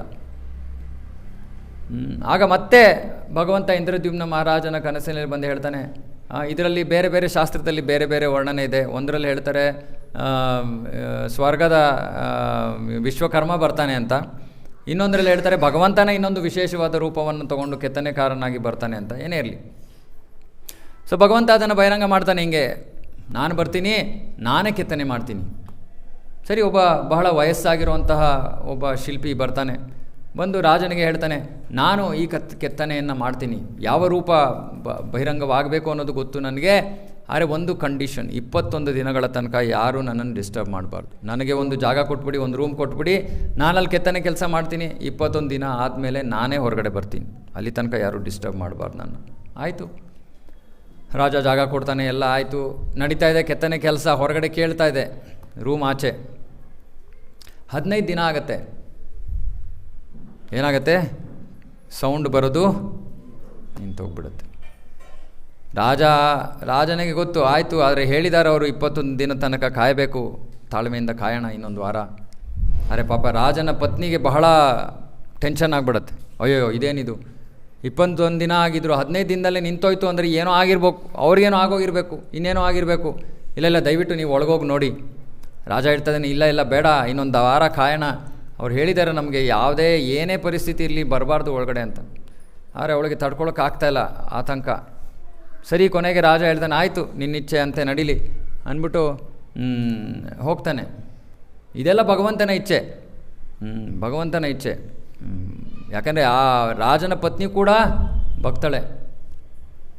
ಸೊ 15-16ನೇ ದಿನದಲ್ಲೇ ರಾಜ ಆ ಕೊಠಡಿಯನ್ನು ಪ್ರವೇಶ ಮಾಡ್ತಾನೆ. ಪ್ರವೇಶ ಮಾಡಿದ್ರೆ ನೋಡಿದ್ರೆ ಅಲ್ಲಿ ಆ ಶಿಲ್ಪಿ ಇಲ್ಲ. ಮತ್ತು ಆ 3 ಮರದ ದಿಮ್ಮೆಗಳಿದ್ವು. ಅದರಲ್ಲಿ ಎಲ್ಲ ರೂಪ ಏನೋ ಅರ್ಧ ಸಂಪೂರ್ಣವಾಗಿ ಮುಗಿದೇ ಇರೋಂಗೆ ಕಾಣ್ತಾ ಇದೆ. ಕೈ ಇಲ್ಲ, ಕೈ ಏನೋ ಇದೆ ಆದರೆ ಬೆರಳುಗಳಿಲ್ಲ, ಕಾಲಂತೂ ಇಲ್ಲವೇ ಇಲ್ಲ, ಕಣ್ಣುಗಳು ಇಷ್ಟು ದೊಡ್ಡದಾಗಿವೆ. ಸೊ ರಾಜನಿಗನ್ಸುತ್ತೆ, ನಾನು ಮಹಾ ಅಪರಾಧ ಮಾಡಿಬಿಟ್ಟೆ. ನಾನು 21 ದಿನ ತನಕ ಬರಬೇಡಿ ಅಂತ ಹೇಳಿದರು ಅವರು. ಆದರೆ ನಾನು ಮಧ್ಯದಲ್ಲೇ ಬಂದು ನನ್ನ ಕಾರಣ ಭಗವಂತ ಈ ಒಂದು ಕೆತ್ತನೆ ಕೆಲಸ ನಿಂತೋಯ್ತು. ಇನ್ನು ನಾನು ಬದುಕಿರೋದಕ್ಕೆ ಏನೂ ಕಾರಣ ಇಲ್ಲ, ನಾನು ನನ್ನ ದೇವನ್ನೇ ತ್ಯಜಿಸ್ಬಿಡ್ತೀನಿ ಅಂತ. ಆಗ ಭಗವಂತ ಮತ್ತೆ 4ನೇ ಸತಿ ಇಂದ್ರದ್ಯುಮ್ನ ಮಹಾರಾಜನಿಗೆ ಅವನಿಗೆ ಶ್ರವಣ ಕೇಳ್ತಾನೆ. ಅವನು, ಇಲ್ಲ, ಇದು ನನಗೆ ಬೇಕಾಗಿರುವಂತಹ ರೂಪ, ಇದು ನನ್ನ ಇಚ್ಛೆ ಪ್ರಕಾರ ಈ ರೀತಿ ಕೆತ್ತನೆ ಆಗಿದೆ. ನಾನು ಈ ಒಂದು ವಿಶೇಷವಾದ ರೂಪದಲ್ಲಿ ಜಗನ್ನಾಥನಾಗಿ ನಾನು ಪ್ರಕಟ ಆಗ್ತಾ ಇದ್ದೀನಿ. ಇದರ ನೀನು ದೇವಸ್ಥಾನವನ್ನು ಕಟ್ಟಿ ಈ ಒಂದು ವಿಗ್ರಹದ ಸ್ಥಾಪನೆ ಮಾಡು ಅಂತ ಭಗವಂತ ಹೇಳ್ತಾನೆ. ಇವಾಗ ನಮಗೆ ಆಶ್ಚರ್ಯ ಆಗ್ಬೋದು, ಯಾಕೆ ಭಗವಂತನ ರೂಪ, ಇವಾಗ ಜಗನ್ನಾಥನ ರೂಪ ನೀವು ನೋಡಿದರೆ ನಮಗೆ ಎಲ್ಲರಿಗೂ ಸುಲಭವಾಗಿ ಕಾಣೋದು ದೊಡ್ಡ ಕಣ್ಣುಗಳು, 2 ಕಣ್ಣು. ಇನ್ನೇನು ಕಾಣುತ್ತೆ ಜಗನ್ನಾಥನ ರೂಪದಲ್ಲಿ? ಕೈಗಳು ಹಿಂಗಿದೆ. ನಮಗೇನಿದೆ? ಭಗವಂತನಿಗೆ ಬೆರಳಿಲ್ಲ. ಆಮೇಲೆ ಕಾಲು ಇಲ್ಲ. ಏನೋ ರೌಂಡು. ಓಕೆ, ಒಬ್ರೊಬ್ರು ಮುಖ ರೌಂಡಾಗಿರುತ್ತೆ. ಆದರೆ ಭಗವಂತ ಯಾಕೆ ಇಂಥ ವಿಚಿತ್ರವಾದ ರೂಪವನ್ನು ತಗೊಂಡ? ಎಷ್ಟೊಂದು ಜನಕ್ಕೆ ಜಗನ್ನಾಥ ಯಾರು ಅಂತಲೇ ಗೊತ್ತಿಲ್ಲ. ಸಾಮಾನ್ಯವಾಗಿ ನಾವು ನೋಡೋದು ದೇವಸ್ಥಾನದಲ್ಲಿ ನಾವು ಹೋಗಿ ನೋಡಿದ್ರೆ ಸೌತ್ ಇಂಡಿಯಾನಲ್ಲಿ ಎಲ್ಲ ಕೈ ಕಾಲು ನಿಂತಿರೋದು. ಇವಾಗ ಕೃಷ್ಣ ರಾಧಾ ನೋಡಿದ್ರೆ ಇವಾಗ ಓಕೆ, ಇವ್ರು ದೇವರು. ಅರೆ ಇದ್ಯಾಕಿದು ಇಂಥ ವಿಚಿತ್ರವಾದ ರೂಪ ಭಗವಂತ ತೊಗೊಂಡಿದ್ದಾನೆ? ಭಗವಂತ ನಮ್ಮ ಥರ ಯಾವ ಒತ್ತಾಯಪೂರ್ವಕವಾಗಿ ಯಾವುದೋ ಒಂದು ಶರೀರವನ್ನು ತಗೊಳ್ಳಲ್ಲ. ಅವನ ಇಚ್ಛೆ, ಸ್ವ ಇಚ್ಛೆ ಪ್ರಕಾರ ಅವನು ಈ ರೂಪವನ್ನು ಸ್ವೀಕರಿಸಿದ್ದಾನೆ. ಇದಕ್ಕೊಂದು ಅದ್ಭುತವಾದ ಇನ್ನೊಂದು ಚಿಕ್ಕ ಕಥೆ ಇದೆ.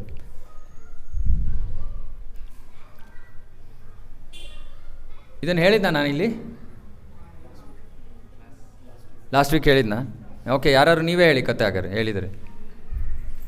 ಯಾಕಂದರೆ ಒಂದು ಸತಿ ಕೇಳಿದರೆ ಏನೂ ಜ್ಞಾಪಕ ಇರಲ್ಲ. ಸೊ ಇನ್ನೊಂದು ಸತಿ ಹೇಳೋಣ. 10 ಸತಿ ಹೇಳಿದ್ರು ನಮಗಂತೂ ಬೇಜಾರಿಲ್ಲ. ಸರಿ, ಆದರೆ ಇದು ರಿವಿಷನ್ನು. ಯಾರಿಗೆ ಸರಿಯಾಗಿ ಶ್ರವಣ ಮಾಡಿದ್ದೀರೋ ನಿಮಗೆ ರಿವಿಷನ್. ಕೃಷ್ಣ ವೃಂದಾವನದಲ್ಲಿ ಎಷ್ಟು ವರ್ಷ ಇದ್ದ?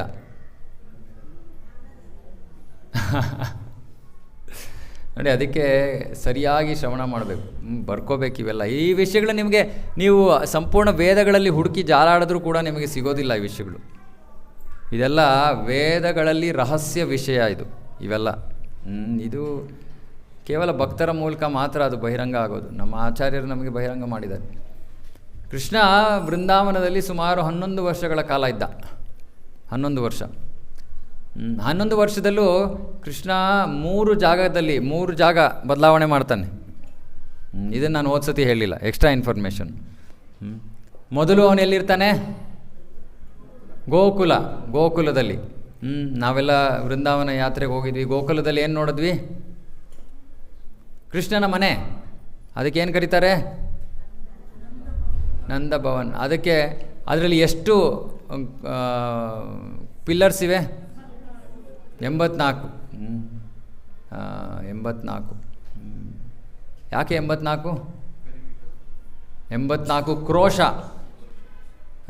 ಬೃಂದಾವನದ ಇಡೀ ವ್ರಜದ ಒಂದು ಏನು ಸರ್ಕಂಫರೆನ್ಸ್ ಏನೋ 84 ಕ್ರೋಶ. 1 ಕ್ರೋಶ ಅಂದರೆ 8 ಮೈಲಿ ಅನಿಸುತ್ತೆ. ಸೊ ಅದಕ್ಕೆ ಅಲ್ಲಿ 84 ಕಂಬಗಳಿವೆ. ಕೃಷ್ಣ ಮೊದಲು ಅಲ್ಲಿದ್ದು ತೃಣಾವರ್ತ, ಪೂತನ, ಇದೆಲ್ಲ ಶಕಟಾಸುರ, ಈ ಎಲ್ಲ ಸಂಹಾರ ಆಗಿದ್ದು ಆ ಮನೆಯಲ್ಲಿ. 3 ವರ್ಷ, ಸುಮಾರು 3 ವರ್ಷ 4 ತಿಂಗಳ ತನಕ ಕೃಷ್ಣ ಅಲ್ಲಿರ್ತಾನೆ ಗೋಕುಲದಲ್ಲಿ. ಆಮೇಲೆ ಅಲ್ಲಿಂದ ಹೊರಡ್ತಾರೆ. ಯಾಕೆ ಹೊರಡ್ತಾರೆ?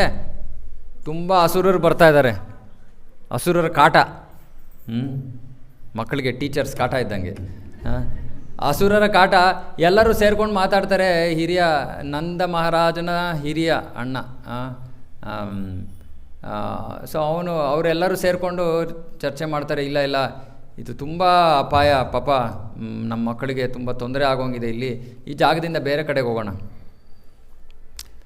ಸರಿ, ಎಲ್ಲಿಗೆ ಹೋಗಬೇಕು ಅಂದಾಗ ಆವಾಗ ಅವರೇ ಹೇಳ್ತಾರೆ ವೃಂದಾವನಕ್ಕೆ ಹೋಗೋಣ ಅಂತ. ಸೊ ಇಲ್ಲಿ ಬ್ರಜಭೂಮಿಯಲ್ಲಿ 12 ಮುಖ್ಯ ವನಗಳಿವೆ, ಬೇಕಾದಷ್ಟು ಉಪವನಗಳಿವೆ.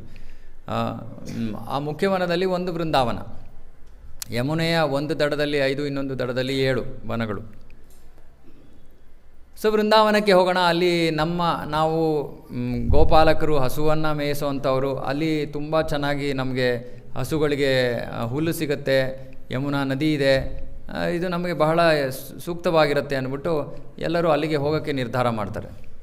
ಇಲ್ಲಿ ತನಕ ಗೋಕುಲದಲ್ಲಿದ್ದು ಮಹಾವನ ಅಂತ ಅದರ ಹೆಸರು. ಮಹಾವನದಿಂದ ವೃಂದಾವನಕ್ಕೆ ಹೋಗೋಕ್ಕೆ ಸರಿ ಎಲ್ಲ ಹೊರಡ್ತಾರೆ. ಯಮುನೆಯನ್ನು ದಾಟಕ್ಕಿಂತ ಮುಂಚೆ ಒಂದು ಜಾಗ ಚಟಿಕಾರ ಅಂತ. ಚಟಿಕಾರ ಅಂದರೆ ಅಲ್ಲಿ ಅವರು ತಮ್ಮ ಎಲ್ಲ ಎತ್ತಿನ ಗಾಡಿಗಳನ್ನು ಒಂದು ಅರ್ಧಚಂದ್ರದ ಆಕಾರದಲ್ಲಿ ನಿಲ್ಲಿಸಿ ಅಲ್ಲೇ ಒಂದು ಚಿಕ್ಕ ಹಳ್ಳಿ ಥರ ಮಾಡ್ಕೊಂಬಿಡ್ತಾರೆ. ಅಲ್ಲೊಂದು ಸುಮಾರು 3 ವರ್ಷ ಇರ್ತಾರೆ, ಹಂಗೆ ಟೆಂಪ್ರರಿ ಸೆಟಲ್ಮೆಂಟ್. 3 ವರ್ಷ 4 ತಿಂಗಳು. ತಿರ್ಗಾ ಆಮೇಲೆ ಎಷ್ಟಾಯ್ತು ಇವಾಗ? 3 ವರ್ಷ 4 ತಿಂಗಳು ಗೋಕುಲದಲ್ಲಿ, 3 ವರ್ಷ 4 ತಿಂಗಳು ಚಟಿಕಾರದಲ್ಲಿ. ಎಷ್ಟಾಯಿತು? 6 ವರ್ಷ 8 ತಿಂಗಳು. ಆಮೇಲೆ ಅಲ್ಲಿಂದ ವೃಂದಾವನವನ್ನು ಪ್ರವೇಶ ಮಾಡ್ತಾರೆ. ವೃಂದಾವನವನ್ನು ಪ್ರವೇಶ ಮಾಡಿದಾಗ ಕೃಷ್ಣ ಬಲರಾಮರಿಗೆ ಬಹಳ ಸಂತೋಷ. ಅಲ್ಲಿ ಇನ್ನೊಂದು 3 ವರ್ಷ 4 ತಿಂಗಳು. ಎಷ್ಟಾಯಿತು? 9, 10, ಸುಮಾರು 10, 11 ವರ್ಷ ಅಂತ ಶಾಸ್ತ್ರದಲ್ಲಿ ಹೇಳ್ತಾರೆ. ಸೊ ಆಮೇಲೆ ಅವನು ವೃಂದಾವನದಲ್ಲಿ ಬೇಕಾದಷ್ಟು ತನ್ನ ಲೀಲೆಗಳನ್ನು ಮಾಡ್ತಾನೆ, ಬೇಕಾದಷ್ಟು ಅಸುರರನ್ನು ಸಂಹಾರ ಮಾಡ್ತಾನೆ. ಆದರೆ ಒಬ್ಬ ದೊಡ್ಡ ಅಸುರ ಕೂತಿದ್ದಾನಲ್ಲಿ. ಎಲ್ಲಿ? ಮಥುರೆಯಲ್ಲಿ. ಯಾರು? ಕಂಸ. ಕಂಸ ಯಾರು ಕೃಷ್ಣನಿಗೆ? ಮಾವ. ಮಾವನ್ನು ಕೊಲ್ಲೋದಕ್ಕೆ ಅವನಿವಾಗ ಮಾವನ್ನು ಕೊಲ್ಲಬೇಕಾಗತ್ತೆ. ಮಾವನ್ನು ಕೊಲ್ಲೋದಕ್ಕೆ ಅವನು ಮಥುರೆಗೆ ಬರ್ತಾನೆ. ಸರಿ, ಮಥುರೆಗೆ ಬಂದು ಮಾವನ್ನು ಕೊಂದುಬಿಡ್ತಾನೆ. ಮಾವನ್ನು ಕೊಂದಾದ ಮೇಲೆ ಕಂಸನ ಪತ್ನಿಯರು ಅಸ್ಥಿ ಪ್ರಾಪ್ತಿ ಅಂತ, ಅವರು ಜರಾಸಂಧನ ಮಕ್ಕಳು, ಹೆಣ್ಮಕ್ಳು ಇಬ್ಬರು. ಸೊ ಇಬ್ಬರು ಅಸ್ಥಿ ಪ್ರಾಪ್ತಿ ಇಬ್ಬರು ಹೋಗ್ಬಿಟ್ಟು ಅಪ್ಪನ ಹತ್ರ ಹೇಳ್ತಾರೆ, ಹೀಗೆ ಕೃಷ್ಣ ಕಂಸನ ಕೊಂದುಬಿಟ್ಟ ಅಂತ. ಸೊ ಜರಾಸಂಧನಿಗೆ ಕೃಷ್ಣನ ಮೇಲೆ ಬಹಳ ವೈರತ್ವ ಹುಟ್ಕೊಂಡ್ಬಿಡುತ್ತೆ. ಈ ಕೃಷ್ಣನ ನಾನು ಕೊಲ್ಲೇಬೇಕು ಅಂದ್ಬಿಟ್ಟು ಜರಾಸಂಧ ಮತ್ತೆ ಕೃಷ್ಣನ ಮಥುರೆಯ ಮೇಲೆ ಅವನು ದಾಳಿಯನ್ನು ಮಾಡ್ತಾನೆ. 17 ಸತಿ ಹಿಂಗಾಗತ್ತೆ. 18ನೇ ಸತಿ ಏನಾಗುತ್ತೆ, ಇಬ್ಬರು ವೈರಿಗಳು ಒಂದೇ ಸತಿ ಬಂದ್ಬಿಡ್ತಾರೆ ಮಥುರೆ ಮೇಲೆ ದಾಳಿ ಮಾಡೋಕ್ಕೆ. ಒಬ್ಬ ಜರಾಸಂಧ, ಇನ್ನೊಬ್ಬ ಕಾಲಯವನ ಅಂತ. ಕಾಲಯವನ. ಸೊ ಇಬ್ಬರು ಬಂದಾಗ ಕೃಷ್ಣ ಬಲರಾಮ ಯೋಚನೆ ಮಾಡ್ತಾರೆ, ಅಯ್ಯೋ ನಾವು ಒಬ್ಬರನ್ನ ಯಾರನ್ನಾದರೂ ಎದುರಿಸ್ಬೋದು, ಇಬ್ಬರೂ ಎದುರಿಸೋಕ್ಕಾಗಲ್ಲ. ಆವಾಗ ಬೇರೆಯವರು ಇನ್ನೊಬ್ಬ ವೈರಿ ನಮ್ಮ ಮಥುರೆಯ ಜನರಿಗೆ ತೊಂದರೆಯನ್ನು ಕೊಡ್ತಾರೆ, ಸರಿ ಅಂದ್ಬಿಟ್ಟು ಕೃಷ್ಣ ಆ ಕ್ಷಣದಲ್ಲೇ ಸಮುದ್ರದೊಳಗಡೆ ಒಂದು ಹೊಸ ನಗರದ ಸೃಷ್ಟಿಯನ್ನು ಮಾಡ್ತಾನೆ. ಅದು ದ್ವಾರಕಾ ನಗರ. ದ್ವಾರಕಾ ನಗರದಲ್ಲಿ ಮಥುರೆ ನಿವಾಸಿಗಳನ್ನೆಲ್ಲ ಅಲ್ಲಿಗೆ ವರ್ಗಾವಣೆ ಮಾಡ್ತಾನೆ. ವರ್ಗಾವಣೆ ಮಾಡಿ ಯುದ್ಧದಿಂದ ಪಲಾಯನ ಮಾಡ್ತಾನೆ. ಎಷ್ಟೊಂದು ವಿಷಯಗಳಾಗತ್ತೆ. ಆಮೇಲೆ ದ್ವಾರಕೆಯಲ್ಲಿ ಕೃಷ್ಣ 16,108 ಪತ್ನಿಯರನ್ನು ಪಡ್ಕೋತಾನೆ. ಇವರೆಲ್ಲ ಯಾರು? 16,108 ಪತ್ನಿಯರು. ಇದು ಇನ್ನೊಂದು ಬಹಳ ದೊಡ್ಡ ರಹಸ್ಯ. ಯಾರು ಇವರೆಲ್ಲ? ಋಷಿಮುನಿಗಳಲ್ಲ ಅವರು. ಓಕೆ, ಅದು ಆ ಒಂದು ಲೀಲೆ. 16,100 ಮಂದಿ ಬೇರೆ ಬೇರೆ ಮಹಾರಾಜರ ಮಕ್ಕಳು, ರಾಜಕುಮಾರಿಯರು. ಅರೆ ಅದು ಬಹಳ ಬಹಿರಂಗವಾದ ಒಂದು ವಿಷಯ ಅಷ್ಟೇ. ಅದರ ಅಂತರಂಗ ವಿಷಯ ಏನು ಅಂದರೆ, ಕೃಷ್ಣ ವೃಂದಾವನವನ್ನು ಬಿಟ್ಟಾಗ ಎಲ್ಲ ವ್ರಜವಾಸಿಗಳಿಗೆ ಬಹಳ ನೋವಾಗತ್ತೆ. ವಿಶೇಷವಾಗಿ ಕೃಷ್ಣನ ಬಹಳ ಪ್ರಿಯ ಗೋಪಿಯರಿಗೆ. ಅರೆ ಗೋಪಿಯರ ಭಕ್ತಿಯ ಬಗ್ಗೆ ನಾನು ಮುಂಚೆನೇ ಹೇಳಿದ್ದೀನಿ ಅಲ್ವಾ? ಏನು ಹೇಳಿದೆ? ಗೋಪಿಯರ ಭಕ್ತಿಯ ವಿಶೇಷತೆಯನ್ನು ಹೇಗೆ ವರ್ಣನೆ ಮಾಡಿದ್ವಿ ನಾವು? ಕೃಷ್ಣನಿಗೆ ತಲೆನೋವು ಬಂದಾಗ ಕಾಲಿನ ಧೂಳನ್ನು ಕೊಡೋದಕ್ಕೆ ಗೋಪಿಯರು ಸಿದ್ಧರಾದರು. ಆದರೆ ಬೇರೆ ಭಕ್ತರೆಲ್ಲ ಏನು ಹೇಳ್ತಾರೆ? ಕೊಡಲ್ಲ. ಯಾಕೆ? ನರಕಕ್ಕೆ ಹೋಗಬೇಕು ಅಂತ. ಅರೆ ಗೋಪಿಯರ ಭಕ್ತಿ ಪ್ರೀತಿ ಎಷ್ಟು, ತಾವು ಎಲ್ಲೇ ಇದ್ದರೂ ಏನೇ ಇದ್ದರೂ ಅವ್ರಿಗೆ ಕೃಷ್ಣನ ಸಂತೃಪ್ತಿ ಅಷ್ಟೇ ಅವ್ರಿಗೆ ಬೇಕಾಗಿರೋದು. ಸೊ ಇಷ್ಟು ಸೊ ಅವರಿಗೆ ಇವಾಗ ನಿಮಗೆ ಬಹಳ ಬೇಕಾಗಿರೋ ಯಾರಾದ್ರು ಭಕ್ತರು, ಇವಾಗ ನಮ್ಮ ಶಶಾಂಕ್ ಪ್ರಭು ಇವತ್ತು 1 ತಿಂಗಳು ಜರ್ಮನಿಗೆ ಹೋಗ್ತಾ ಇದ್ದಾರೆ. ನಮಗೆ ದುಃಖ, 1 ತಿಂಗಳು ಅವರು ನಮಗೆ ಅವರ ಸಂಘ ಸಿಗೋದಿಲ್ಲ ಅಂತ. ಇನ್ನು ಕೃಷ್ಣನ ಸಂಘ, ಕೃಷ್ಣ ಬಿಟ್ಟು ಹೋಗ್ತಾ ಇದ್ದಾರೆ, ಇನ್ನು ಎಷ್ಟು ನೋವಾಗಬೇಕು. ಸೊ ಗೋಪಿಯರಿಗೆ ಬಹಳ ನೋವಾಗಿ ಅವರ ಪರಿಸ್ಥಿತಿಯನ್ನು ನೋಡೋಕ್ಕಾಗದೆ ಕೃಷ್ಣ ಆಗ ಮಾತು ಕೊಡ್ತಾನೆ, ನಾನು ವಾಪಸ್ ಬರ್ತೀನಿ ಅಂತ. ಆದರೆ ಗೋಪಿಯರಿಗೆ ತಡ್ಕೊಳಕ್ಕಾಗಲ್ಲ. ಇದು ಬಹಳ ರಹಸ್ಯವಾದ ವಿಷಯ. ನಾನು ತುಂಬ ಇದ್ರ ಬಗ್ಗೆ ಆಳಕ್ಕೆ ಇಳಿತಾ ಇಲ್ಲ. ಇವಾಗ PhD ಕ್ಲಾಸ್ ಇದು ಸ್ವಲ್ಪ. ಇವಾಗ ನಾವಿನ್ನೂ ಸ್ವಲ್ಪ ಫಸ್ಟ್ ಸ್ಟ್ಯಾಂಡರ್ಡ್ ಸೆಕೆಂಡ್ ಸ್ಟ್ಯಾಂಡರ್ಡಲ್ಲಿ ಇದ್ದೀವಿ. ಸ್ವಲ್ಪ PhD ಸ್ವಲ್ಪ ವಿಷಯ ಹೇಳ್ತಾ ಇದ್ದೀವಿ. ಆಗ ಗೋಪಿಯರಿಗೆ ತಡ್ಕೊಳಕ್ಕಾಗದೆ ಬೇರೆ ಬೇರೆ ರೀತಿಗಳಲ್ಲಿ 16,108 ಮುಖ್ಯ ಗೋಪಿಯರಿದ್ದಾರೆ.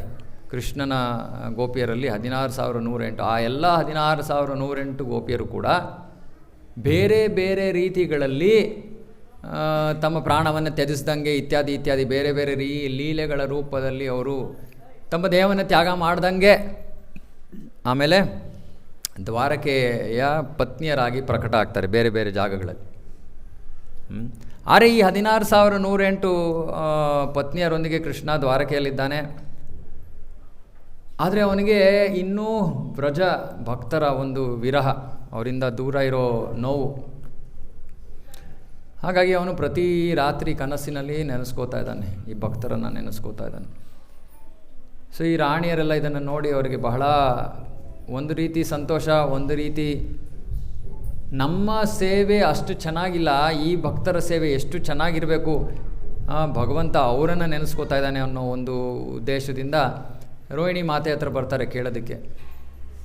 ಯಾರು ಇವರು, ಈ ವ್ರಜಭಕ್ತರು ಯಾರು, ಕೃಷ್ಣ ಪ್ರತಿದಿನ ಅವರನ್ನು ನೆನೆಸ್ಕೋತಾ ಇದ್ದಾನೆ ಅಂತ. ಆಮೇಲೆ ರೋಹಿಣಿ ಹೇಳ್ತಾಳೆ, ಇವರು ವ್ರಜದ ಗೋಪಿಯರು, ಇವರ ಬಗ್ಗೆ ನಾನು ನಿಮಗೆ ಹೇಳೋಕ್ಕಾಗಲ್ಲ, ಕೃಷ್ಣನಿಗೆ ಕೋಪ ಬರುತ್ತೆ. ಆಗ ಎಲ್ಲ ರಾಣಿಯರು ಬೇಡ್ಕೋತಾರೆ. ಸರಿ, ರೋಹಿಣಿ ಹೇಳ್ತಾಳೆ, ಸರಿ ನಾನು ಹೇಳ್ತೀನಿ, ಸುಭದ್ರ ಬಾಗಿಲ ಆಚೆ ನಿಂತ್ಕೊಳ್ಳಿ, ಆಮೇಲೆ ಕೃಷ್ಣ ಬಲರಾಮ ಬಂದರೆ ನಮಗೆ ಅವಳು ಹೊರಗಿಂದ ಏನಾದರೂ ಒಂದು ಚಿಹ್ನೆ ಮಾಡಬೇಕು, ನಾನು ಅವಾಗ ನನ್ನ ನಿರೂಪಣೆಯನ್ನು ನಾನು ನಿಲ್ಲಿಸ್ತೀನಿ. ಸರಿ, ಸುಭದ್ರನ ಹೊರಗಡೆ ನಿಲ್ಲಿಸ್ತಾರೆ. ಸುಭದ್ರ ಬಾಗಿಲಾಚೆ ಇದ್ದಾಳೆ, ಬಾಗಿಲು ಮುಚ್ಚಿದ್ದಾರೆ. ಸುಭದ್ರನು ಪಾಪ ಬೇಜಾರಾಗ್ತಾಯಿದೆ, ಅಯ್ಯೋ ಇದೇನಿದು ಕಥಾ ಶ್ರವಣ ನನಗಾಗ್ತಾಯಿಲ್ಲ ಅಂತ ಅವಳು ಕಿವಿಯನ್ನು ಬಾಗಿಲಿನ ಮೇಲೆ ಇಟ್ಕೊಂಡು ಶ್ರವಣ ಮಾಡ್ತಾಯಿದ್ದಾಳೆ. ಕತೆ ನಡೀತಾ ಇದೆ, ಎಲ್ಲರೂ ಮೈ ಮರೆತುಬಿಟ್ಟಿದ್ದಾರೆ. ಸುಭದ್ರನು ಮೈ ಮರೆತುಬಿಟ್ಟಿದ್ದಾಳೆ. ಅವಳ ಕೆಲಸ ಇದ್ದಿದ್ದು ಕೃಷ್ಣ ಬಲರಾಮ ಬಂದರೆ ಹೇಳಬೇಕು ಅಂತ. ಆದರೆ ಕೃಷ್ಣ ಬಲರಾಮ ಬರ್ತಾರೆ, ಆದರೆ ಸುಭದ್ರೆಗೆ ಬಾಹ್ಯ ಪ್ರಜ್ಞೆನೇ ಇಲ್ಲ. ಕೃಷ್ಣ ಬಲರಾಮ ನೋಡ್ತಾರೆ, ಇದೇನಿದು ತಂಗಿ ಹುಡುಗಾಟ, ಮಗ ಅಣ್ಣ ತಂಗಿಯ ನಡುವೆ ಇವಳು ಯಾಕೆ ಹಿಂಗೆ ನಿಂತಿದ್ದಾಳೆ, ಹಾಸ್ಯ ಮಾಡಿಕೊಂಡು ಅವರು ಬರ್ತಾರೆ. ಅವರು ಕೂಡ ತಮ್ಮ ಕಿವಿಯನ್ನು ಅದೇ ರೀತಿ ಸುಭದ್ರ ಇಟ್ಟಂಗೆ ಆ ಒಂದು ಬಾಗಿಲಿನ ಮೇಲೆ ಇಡ್ತಾರೆ. ಆ ವೃಂದಾವನದ ಲೀಲೆಗಳ ಶ್ರವಣದಲ್ಲಿ ಅವರು ಕೂಡ ಮೈಮರೆತುಬಿಡ್ತಾರೆ. ಈ ಕೃಷ್ಣ ಭಕ್ತಿಯಲ್ಲಿ ಈ ಮಹಾಭಾವ ಅನ್ನೋ ಒಂದು ಹಂತ, ಇದು ವಿಶೇಷವಾದ ಹಂತ. ಈ ಒಂದು ಹಂತದಲ್ಲಿ ನಮ್ಮ ದೇಹದ ಅಂಗಾಂಗಗಳು, ಅವಯವಗಳು ಶರೀರದೊಳಗೆ ಹೊರಟೋಗ್ಬಿಡುತ್ತೆ. ಹಾಗಾಗಿ ಜಗನ್ನಾಥನ ನೋಡಿದಾಗ ನಮಗೆ ಕೃಷ್ಣನ ಅತ್ಯುತ್ತಮ ಭಕ್ತರಾದ ಗೋಪಿಯರು ಮತ್ತು ಅವರ ಪ್ರೀತಿ ನಮ್ಮ ಮನಸ್ಸಿಗೆ ಬರಬೇಕು. ಇದು ವೈಕುಂಠದಲ್ಲೂ ತಿಳಿದಿಲ್ಲದೆ ಇರುವಂತಹ ವಿಷಯ. ಬೇಕಾದ ಶಾಸ್ತ್ರದಲ್ಲಿ ಇದರ ವರ್ಣನೆ ಇದೆ. ಸೊ ನಮಗೆ ಜಗನ್ನಾಥನ ನೋಡಿದಾಗ ಅದು ಭಗವಂತನ ಅಂತರಂಗ ಭಾವ, ತನ್ನ ಭಕ್ತರ ಪ್ರತಿ ಕೃಷ್ಣನಲ್ಲಿಗೆ ಇರುವಂಥ ಭಾವ. ಆ ಆಶ್ಚರ್ಯ, ಆ ಭಕ್ತಿಯ ಒಂದು ಎಷ್ಟು ಪೂರ್ವವಾದದ್ದು ಅಂದರೆ ಕೃಷ್ಣನ ಕಣ್ಣು ಅಷ್ಟು ದೊಡ್ಡದಾಗೋಗಿದೆ. ಅರೆ ಜಗನ್ನಾಥ ಪುರಿಯಲ್ಲಿ ಬೇರೆ ಇತಿಹಾಸ, ಇನ್ನೊಂದು ಬೇರೆ ಪುರಾಣಗಳು ಬೇರೆ ರೀತಿ ನಮಗೆ ಹೇಳುತ್ತವೆ. ಈ ಕಣ್ಣುಗಳು ಭಗವಂತ ಎಲ್ಲರಿಗೂ ತಾನು ಕೃಪೆಯನ್ನು ಹಂಚೋ ಉದ್ದೇಶದಿಂದ ಅಷ್ಟು ದೊಡ್ಡ ಕಣ್ಣುಗಳನ್ನು ಇಟ್ಕೊಂಡಿದ್ದಾನೆ. ಅದಕ್ಕೆ ಜಗನ್ನಾಥನ ಮುಂದೆ ನಾವು ಹೋಗಬೇಕು. ಜಗನ್ನಾಥ ನಾವು ಎಲ್ಲಿದ್ರೂ ಕೂಡ ನೋಡ್ತಾನೆ. ನಾವು ಅವನ ಕಣ್ಣು ಮುಂದೆನೇ ಹೋಗಿ ನಿಂತ್ಕೋಬೇಕಾಗಿಲ್ಲ. ದೊಡ್ಡ ಕಣ್ಣುಗಳಿದೆ, ಅವನು ಎಲ್ಲರನ್ನು ನೋಡ್ತಾನೆ. ಶಾಸ್ತ್ರದಲ್ಲಿ ಹೇಳ್ತಾರೆ, ಸುಮ್ಮನೆ ಜಗನ್ನಾಥನ ರಥಯಾತ್ರೆಯ ಸಮಯದ ರಥಯಾತ್ರೆ ಅಲ್ಲ, ಜಗನ್ನಾಥಪುರಿಗೆ ಹೋಗಿ ಯಾರು ಭಗವಂತನ ದರ್ಶನವನ್ನು ಪಡ್ಕೋತಾರೆ, ಅಂದರೆ ಭಗವಂತ ಆಗ ಆ ಭಕ್ತನನ್ನು ನೋಡಿದ್ರೆ ಅವನು ಮತ್ತೆ ಈ ಭೌತಿಕ ಜಗತ್ತಿನಲ್ಲಿ ಹುಟ್ಟು ಬರಬೇಕಾಗಿಲ್ಲ. ಸುಮ್ಮನೆ ದರ್ಶನ ಮಾತ್ರದಿಂದ ಇನ್ನೇನು ಮಾಡಬೇಕಾಗಿಲ್ಲ.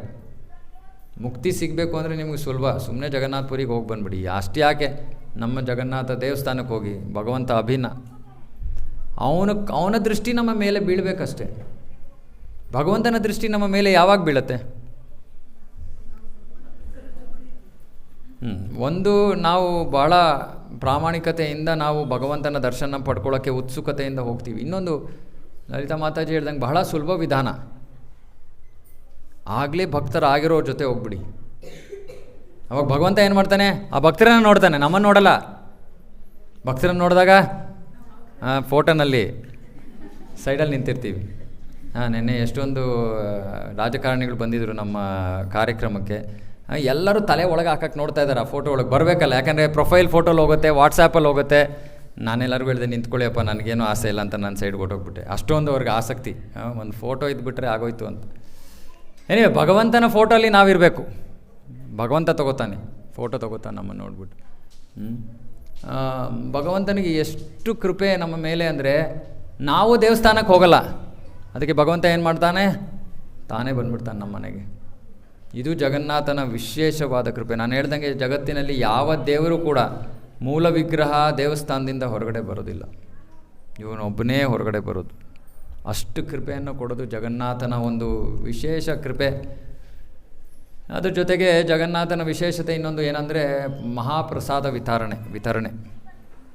ನಿನ್ನೆ ನಾವು ನಮ್ಮ ಹರನಾಥ್ ಪ್ರಭುಗಳು ಎಲ್ಲ ಭಕ್ತರು ಸೇರಿ ಸುಮಾರು ನಾವು 8,000 ಜನಕ್ಕೆ ಪ್ರಸಾದವನ್ನು ಮಾಡಿಸ್ಬೇಕು ಅಂತ ಅಂದ್ಕೊಂಡಿದ್ದು. ರಥದ ಮಾರ್ಗದಲ್ಲಿ 7,000 ಭಕ್ತರು ಪ್ರಸಾದ ತೊಗೊಂಡ್ರು. ಆಮೇಲೆ ಕೊನೆಗೆ ಇನ್ನೊಂದು 500,000 ಆಯಿತು, ಕೊನೆಗೆ ಅದೂ ವಿತರಣೆ ಆಯಿತು. ಸೊ ಭಗವಂತ ಯಾರಿಗೂ ಬಂದವರಿಗೆ ಪ್ರಸಾದ ಇಲ್ಲದೆ ಕಲಿಸಲ್ಲ. ನಮ್ಮ ಇಸ್ಕಾನ್ ಕೇಂದ್ರ ಇಷ್ಟೇ, ಇದಕ್ಕಿಂತ ಸ್ವಲ್ಪ ದೊಡ್ಡದಾಗಿರ್ಬೋದು ಅಷ್ಟೇ. ಹೀಗೆ 100 ಜನ 150 ಜನ ಕೂತ್ಕೊಳ್ಳೋಕ್ಕಾಗಲ್ಲ. 500-600 ಜನ ನಿನ್ನೆ ಪ್ರಸಾದ ತೊಗೊಂಡಿದ್ದಾರೆ. ಹೆಂಗಾಯಿತು ಗೊತ್ತಿಲ್ಲ ನಮಗೆ, ಹೆಂಗೋ ಬಂದರು, ಎಲ್ಲ ತೊಗೊಂಡು ಹೋದರು. ಸೊ ಬಂದವರಿಗೆ ಯಾರಿಗೂ ಪ್ರಸಾದ ಸಿಗದೆ ಇರೋವಂಥ ಪರಿಸ್ಥಿತಿಯೇ ಇರಲ್ಲ. ಅದು ಜಗನ್ನಾಥನ ಇನ್ನೊಂದು ವಿಶೇಷ ಕೃಪೆ ಕಲಿಯುಗದ ಜನರಿಗೆ. ಸೊ ಹಾಗಾಗಿ ಭಗವಂತ ಭಕ್ತರಿಗೆ ಕೃಪೆಯನ್ನು ಕೊಡೋಕ್ಕೆ ಬೇರೆ ಬೇರೆ ರೀತಿಯಲ್ಲಿ ಪ್ರಯತ್ನ ಮಾಡ್ತಾ ಇರ್ತಾನೆ. ಕೃಪೆಯನ್ನು ತಗೋಬೇಕಾಗಿರೋದು ಯಾರ ಕರ್ತವ್ಯ? ನಮ್ಮ ಕರ್ತವ್ಯ. ನಾವೇನು ಮಾಡ್ತೀವಿ? ಬೇಡ ನಮಗೆ ಕೃಪೆ ಬೇಡ. ಎಷ್ಟು ಜನ ಕೃಪೆ ಬೇಕು ಇಲ್ಲಿ? ಎಲ್ಲರಿಗೂ ಬೇಕಾ? ಇಲ್ಲ. ಇನ್ನು ಸ್ವಲ್ಪ ಜನ ಕೈ ಎತ್ತಕ್ಕೂ ಸೋಮಾರ್ತನ. ಅಯ್ಯೋ ಬಿಡ್ರಿ, ಸುಮ್ಮನೆ ನೀವೇನೋ ಕತೆ ಹೊಡಿತೀರಾ. ಇವ್ ನೋಡು ಪಾಪ ಹುಡುಗ ಎತ್ತದವನು ಕೈಯೇ ಕೆಳಗಡೆನೇ ಇಳಿಸ್ತಾ ಇಲ್ಲ. ಅಷ್ಟು ನಮ್ಮಲ್ಲಿ ಒಂದು, ಅದಕ್ಕೆ ಹೇಳಿದ ಭಗವದ್ಭಕ್ತಿ ಅನ್ನೋದು ಬಹಳ ಸುಲಭ. ನಾವೇ ಕಷ್ಟ ಮಾಡ್ಕೊಳ್ಳೋದು. ಹೇಗೆ ಕಷ್ಟ ಮಾಡ್ಕೋತೀವಿ? ನಮಗೆ ಒಂದು ತಲೆ ಅಂತ ಕೊಟ್ಟಿದ್ದಾನಲ್ಲ ಭಗವಂತ, ಅದರಲ್ಲಿ ಬುದ್ಧಿ ಸರಿಯಾಗಿಲ್ಲದೆ ಇರುವಾಗ ನಾವು ಕಷ್ಟ ಮಾಡ್ಕೋತೀವಿ. ಬಹಳ ಸುಲಭ. ನಮ್ಮ ಬುದ್ಧಿಯನ್ನು ಈ ವಿಷಯಗಳನ್ನು ಅರ್ಥ ಮಾಡ್ಕೊಳ್ಳೋಕೆ ಉಪಯೋಗಿಸ್ಕೋಬೇಕು ನಾವು, ಅದ್ರ ವಿರುದ್ಧವಾಗಿ ಯೋಚನೆ ಮಾಡೋದಕ್ಕಲ್ಲ. ಇಲ್ಲ ಅಷ್ಟೊಂದು ಬುದ್ಧಿನೇ ಇಲ್ವಾ, ತೊಂದರೆನೇ ಇಲ್ಲ, ಇನ್ನೂ ಈಸಿ. ಸುಮ್ಮನೆ ಭಗವಂತನ ಭಕ್ತಿಯನ್ನು ಮಾಡೋದು, ಸ್ವೀಕಾರ ಮಾಡೋದು. ಯಾರೋ ಹೇಳ್ತಾ ಇದ್ದಾರೆ, ತಿಳ್ಕೊಂಡು ಹೇಳ್ತಾ ಇದ್ದಾರೆ, ಸರಿ ಮಾಡಿಬಿಡೋಣ, ಇಷ್ಟೇ ಭಗವದ್ಭಕ್ತಿ. ಆ ಪ್ರೀತಿಯಿಂದ ಇವಾಗ ನೆನ್ನೇನು ಕೂಡ ಇಲ್ಲಿಂದನೂ ಎಷ್ಟೊಂದು ಜನ ಭಕ್ತರು ಉಳಿಮಾವು ತನಕ ಬಂದಿದ್ದರು, ಭಕ್ತರು ಸೇವೆಯನ್ನು ಮಾಡೋದಕ್ಕೆ. ಇದು ಪ್ರೀತಿ. ಇವಾಗ ಯಾರೋ ನಿಮ್ಮನ್ನು ಕರೀತಾರೆ ಯಾವುದೋ ಫಂಕ್ಷನ್ಗೆ ಬನ್ನಿ ಅಂತ, ನಾವು ಅಡ್ರೆಸ್ ನೋಡ್ಬಿಟ್ಟು ಹೇಳ್ತೀವಿ, ಅಯ್ಯೋ ಅಷ್ಟು ದೂರ ಬರ್ತೀವ ನಾವು. ನಿಮಗೆ ಬೇಕಾಗಿರೋರು ಇದ್ದರೆ ಹೋಗ್ತೀರಾ ನೀವು? ಓ ಹುಳಿಮಾವಲ್ಲಿ ರಥ, ಹುಳಿಮಾವುನಾ? ಯಾವುದೋ ಹಳ್ಳಿ ಥರ ಕೇಳಿಸ್ತಾ ಇದೆ. ಹೌದು, ಹೆಸರು ಅದೇ ರೀತಿ ಇದೆ. ಅರೆ ಮೀನಾಕ್ಷಿ ದೇವಸ್ಥಾನದ ಹತ್ರ, ಮೀನಾಕ್ಷಿ ಮಾಲ್ ಹತ್ರ. ಬೇಕಾದ್ರೆ ಶಾಪಿಂಗಿಗೆ by 1 get 1 free, by 1 get 4 free ಇದ್ದರೆ ಎಲ್ಲಿ ಬೇಕಾದ್ರೆ ಹೋಗ್ತೀವಿ ಅಷ್ಟೇ. ಓ ಭಗವಂತನ ರಥಯಾತ್ರೆ ಆಗ್ತಾಯಿದೆ, ಏನೋ ಸೇವೆ ಇದೆಯಂತೆ, ಹೋಗೋಣ. ಇದು ಪ್ರೀತಿ ಅಷ್ಟೇ. ಪ್ರೀತಿ ಇನ್ನೇನು ಬೇರೆ ಥರ ಏನು ನಾವು ಈ ಪಿಕ್ಚರಲ್ಲಿ ತೋರಿಸ್ತಾರಲ್ಲ, ಯಾವುದೋ ಪಾರ್ಕಿಗೆ ಹೋಗಿ ಹಾಡೋದು, ಇದೆಲ್ಲ ಬೇಕಾಗಿಲ್ಲ ಭಗವಂತನಿಗೆ. ಭಗವಂತನಿಗೆ ಬೇಕಾಗಿರೋದು ಪ್ರಾಮಾಣಿಕ ಒಂದು ಸೇವೆಯ ಮನೋಭಾವ ಅಷ್ಟೇ. ಆವಾಗಲೇ ಪ್ರೀತಿ ಬೆಳೆಯೋದು. ಸೊ ಇಷ್ಟೇ. ಇಲ್ಲಿ ಪ್ರತಿ ವಾರ ಇಲ್ಲಿ ಕೇಂದ್ರಕ್ಕೆ ಬನ್ನಿ. ನಾನು ಹೇಳ್ದಲ್ಲ 7 ಗಂಟೆಗೆ ಟ್ರೈನ್ ಹೊಟ್ಟೋಗ್ಬಿಡುತ್ತೆ ಗೋಲೋಕಕ್ಕೆ. ಅಂದರೂ ಪರವಾಗಿಲ್ಲ, ನಮ್ಮ ಜಗನ್ನಾಥ ಬಹಳ ಕೃಪೆ. ಪರವಾಗಿಲ್ಲ, ಪ್ರಸಾದ ಟೈಮ್ಗೆ ಯಾರು ಬರ್ತಾ ಇದ್ದಾರೆ, ಓಕೆ ಪ್ರಸಾದದ ಕೃಪೆ ಕೊಡೋಣ. ಬೇಸರ ಇಲ್ಲ. ಆದರೆ ಶ್ರವಣ ಮಾಡಲಿಲ್ಲ ಅಂದರೆ ನಿಮಗೆ ಭಗವಂತ ಯಾರು ಅಂತಲೇ ಗೊತ್ತಾಗಲ್ವಲ್ಲ. ಅದಕ್ಕೋಸ್ಕರ ನಾವು ಹೇಳೋದು ಬೇಗ ಬನ್ನಿ, ಸಮಯಕ್ಕೆ ಬನ್ನಿ ಅಂತ. ಇಲ್ಲಾಂದರೆ ನಮಗೇನು ಬೇಸರ ಇಲ್ಲ, ಬೇಜಾರು ಮಾಡ್ಕೋಬೇಡಿ. ಲೇಟಾಗಿ ಬರ್ತಾ ಇರೋರು ಲೇಟಾಗೇ ಬನ್ನಿ, ಅರೆ ಬನ್ನಿ. ಯಾಕಂದರೆ ಬಂದ್ರೇ ಕೃಪೆ ಸಿಗೋದು. ಬರಲಿಲ್ಲ ಅಂದರೆ ಹೇಗೆ ಕೃಪೆ ಸಿಗುತ್ತೆ? ಓಕೆ, ಸೊ ಇಷ್ಟರ ಜೊತೆ ಇಷ್ಟು ಮಾತುಗಳನ್ನು ಹೇಳಿ ನಾನು ಈ ಒಂದು ಇದನ್ನು ಮುಗಿಸ್ತೀನಿ. ಸೊ ಜಗನ್ನಾಥನ ವಿಶೇಷ ಕೃಪೆ ಎಲ್ಲರ ಮೇಲೆ ಇರಲಿ, ಎಲ್ಲರ ಭಕ್ತಿ ವರ್ಧಿಸಲಿ. ನಾವು ಧರ್ಮ ಅರ್ಥ ಕಾಮ ಮೋಕ್ಷ ಅಂತ ಪ್ರಾರ್ಥನೆ ಮಾಡಲ್ಲ, ನಾವು ದೇವಸ್ಥಾನ ಅಲ್ಲ. ಅದಕ್ಕೆ ನಾವು ದೇವಸ್ಥಾನ ಅಲ್ಲ. ನೀವು ದೇವಸ್ಥಾನಕ್ಕೆ ಹೋದರೆ ಏನು ಹೇಳ್ತಾರೆ? ಪೂಜೆ ಮಾಡಿದಾಗ ಹೆಸರು ಗೋತ್ರ ಎಲ್ಲ ತೊಗೋತಾರೆ. ಏನು ಹೇಳ್ತಾರೆ? ಧರ್ಮ ಅರ್ಥ ಕಾಮ ಮೋಕ್ಷ, ಇಷ್ಟೇ. ಅದು ಮೋಕ್ಷ ಏನು ಅಂತಲೂ ಗೊತ್ತಿಲ್ಲ. ಮೋಕ್ಷ ಅಂದರೆ ಭಗವಂತನಲ್ಲಿ ಲೀನವಾಗೋಗೋದು, ಮೋಕ್ಷ ಅಲ್ಲ ಅದು. ನಮಗೆ ಬೇಕಾಗಿರೋದು ಭಗವಂತನ ಸೇವೆ. ಅದಕ್ಕೆ ಇಸ್ಕಾನಲ್ಲಿ ಬಂದರೆ ನಿಮಗೆ ಸಾಮಾನ್ಯವಾಗಿ ನೀವು ಅರ್ಚನೆ ಇವೆಲ್ಲ ಮಾಡಲ್ಲ. ನಮ್ಮ ಅರ್ಚನೆ ಬೇರೆ ಥರ ಇರುತ್ತೆ. ನಮ್ಮ ಅರ್ಚನೆ ಏನು? ಹರೇ ಕೃಷ್ಣ ಹರೇ ಕೃಷ್ಣ ಕೃಷ್ಣ ಕೃಷ್ಣ ಹರೇ ಹರೇ, ಹರೇ ರಾಮ ಹರೇ ರಾಮ, ಇಷ್ಟೇ ಭಗವಂತನಿಗೆ ಬೇಕಾಗಿರೋದು. ನಮ್ಮ ಬಾಯಿಂದ ಅವನ ಸುಂದರವಾದ ನಾಮಗಳ ಉಚ್ಚಾರ ಅಷ್ಟೇ ಬೇಕಾಗಿರೋದು. ಓಕೆ, ಇವತ್ತಿಗೆ ಇಲ್ಲೇ ನಿಲ್ಸೋಣ. ಸ್ವಲ್ಪ ಬೇಗ ಆರತಿ ಪ್ರಸಾದ. ಹಾಂ ಹೇಳಮ್ಮ. ದಿನ ಫ್ಲ್ಯಾಗ್ ಚೇಂಜ್ ಮಾಡ್ತಾರೆ. ಯಾಕೆ? ನಾವು ದಿನ ಬಟ್ಟೆ ಚೇಂಜ್ ಮಾಡ್ತೀವಿ, ಅದೇ ರೀತಿ ಫ್ಲ್ಯಾಗ್ ಚೇಂಜ್ ಮಾಡ್ತಾರೆ. ಭಗವಂತನ ಎಲ್ಲ ಆ್ಯಕ್ಚುಲಿ ಭಗವಂತನಿಗೆ ಏನು ಅರ್ಪಣೆ ಮಾಡ್ತೀವೋ ಎಲ್ಲವನ್ನು ಪ್ರತಿದಿನ ಚೇಂಜ್ ಮಾಡಬೇಕು. ಪ್ರತಿದಿನ ಯಾಕೆ? ನೀವು ಬೆಳಗ್ಗೆ ಹೋಗ್ತೀರಾ, ಸಂಜೆ ಬರ್ತೀರಾ, ಸಂಜೆ ಇನ್ನೊಂದು ಪ್ರೋಗ್ರಾಮ್ಗೆ ಹೋಗಬೇಕು, ತಿರ್ಗಾ ಚೇಂಜ್ ಮಾಡ್ಕೋತೀರಾ ಬಟ್ಟೆ. ಭಗವಂತನ 3 ಸತಿ ಚೇಂಜ್ ಮಾಡಿದ್ರು ಏನೂ ಅದರಲ್ಲಿ ಬೇಸರ ಇಲ್ಲ. ಆದರೆ ಜಗನ್ನಾಥ ಪುರಿಯಲ್ಲಿ ಭಗವಂತನ ದರ್ಶನ ಕ್ಲೋಸ್ ಮಾಡೋಕ್ಕೆ ಸಮಯ ಇಲ್ಲ. ಮೊದಲು ಒಂದು ಭೋಗ ನಡೀತಾನೆ ಇರುತ್ತೆ. ಭಗವಂತನ ಕೈ ಒಣಗದೇ ಇಲ್ವಂತೆ. ಇವಾಗ ನೀವು ಪ್ರಸಾದ ತೊಗೋತೀರಾ, ಇವಾಗ ಎಷ್ಟು ಸಮಯದಲ್ಲಿ ನೀವು ಕೈ ಒಣಗುತ್ತೆ? ಸುಮ್ಮನೆ ಕೂತಿದ್ರೆ ಒಂದು 2-3 ನಿಮಿಷದಲ್ಲಿ ಒಣಗುತ್ತೆ. ಭಗವಂತನ ಕೈ ಒಣಗದೇ ಇಲ್ವಂತೆ. ಅಂದರೆ ಕಂಟಿನ್ಯೂಸ್ ಆಗಿ ಭೋಗ ಅರ್ಪಣೆ ಆಗ್ತಾನೆ ಇರುತ್ತೆ ಜಗನ್ನಾಥನಿಗೆ. ಭೋಗ ಮಂಟಪ ಅಂತ ಇದೆ, ಭಗವಂತನ ಮುಂದೆ ತರಲ್ಲ ಅದನ್ನು. ದರ್ಶನ ನಡೀತಾ ಇರುತ್ತೆ, ಭೋಗ ಮಂಟಪದಲ್ಲಿ ಭೋಗ ಅರ್ಪಣೆ ಮಾಡ್ತಾರೆ. ಭಗವಂತ ಅಲ್ಲಿಂದನೇ ಎಲ್ಲ ಸ್ವೀಕಾರ ಮಾಡ್ತಾನೆ. ಸೊ ಇದು ಭಗವಂತನ ವಿಶೇಷ ಕೃಪೆ. ಇನ್ನು ಜಗನ್ನಾಥಪುರಿ ದೇವಾಲಯದ ಬಗ್ಗೆ ಬೇಕಾದಷ್ಟು ನಿಮಗೆ ವಿಷಯ ಇಂಟರ್ನೆಟ್ಟಲ್ಲಿ ನೀವು ನೋಡಿರ್ತೀರ. ಭಗವಂತ ತೋರಿಸ್ತಾ ಇದ್ದ, ನಾನು ಭಗವಂತ. ನಿಮ್ಮ ಭೌತಿಕ ಜಗತ್ತಿನ ನಿಯಮಗಳು ಇಲ್ಲಿ. ಇನ್ನೊಂದು ನಿಮಗೆ ಗೊತ್ತಾ? ನಿಮಗೆ ಮಾರ್ಕಂಡೇಯ ಋಷಿ ಗೊತ್ತಾ? ಯಾರ್ಯಾರು ಗೊತ್ತಾ ಮಾರ್ಕಂಡೇಯ ಋಷಿ? ಯಾರು ಮಾರ್ಕಂಡೇಯ ಋಷಿ? ಕೃಷ್ಣನ ಸಂಬಂಧಿತವಾಗಿ ಒಂದು ಲೀಲೆ ಇದೆ. ಯಾವ ಲೀಲೆ? ಇಲ್ಲ, ಕೃಷ್ಣನ ಒಂದು ನೀವೆಲ್ಲ ನೋಡಿರ್ತೀರ, ಒಂದು ಎಲೆಯ ಮೇಲೆ ಕೃಷ್ಣ ಮಲ್ಕೊಂಡು ಅವನು ಬೆಟ್ಟನ್ನು ಬಾಯಿಗೆ ಹಾಕ್ಕೊಂಡಿರ್ತಾನಲ್ಲ, ನೋಡಿದ್ದೀರಾ? ಆ ರೂಪವನ್ನು ಮಾರ್ಕಂಡೇಯ ಋಷಿ ನೋಡ್ತಾನೆ. ಈ ಮಾರ್ಕಂಡೇಯ ಋಷಿ ಯಾರು ಅಂದರೆ ಅವನು ಬಹಳ ಮಹಾಭಕ್ತ. ಅರೆ ಅವನಿಗೆ ತಕ್ಷಣ ಭಗವಂತ ನಿನ್ನ ಮಾಯೆಯ ದರ್ಶನ ಆಗಬೇಕು ನನಗೆ ಅಂತ ಅವನು ಇಚ್ಛೆ ಪಟ್ಬಿಡ್ತಾನೆ. ಮಾಯೆ ಅಂದರೆ ಈ ಭೌತಿಕ ಜಗತ್ತು, ಮೋಹ ವ್ಯಾಮೋಹ. ಭಗವಂತ ಭಕ್ತರ ಎಲ್ಲ ಆಸೆಗಳನ್ನು ಪೂರೈಸ್ತಾನೆ. ಆದರೆ ಭಗವಂತ ಯಾವ ರೀತಿ ಪೂರೈಸ್ತಾನೆ ಅಂದರೆ ಅವನು ಬಿಟ್ಟು ಹೋಗಬಾರ್ದು, ಆ ರೀತಿ ಪೂರೈಸ್ತಾನೆ. ಸೊ ಭಗವಂತ ಹೇಳ್ತಾನೆ, ಆಯಿತು ತಥಾಸ್ತು.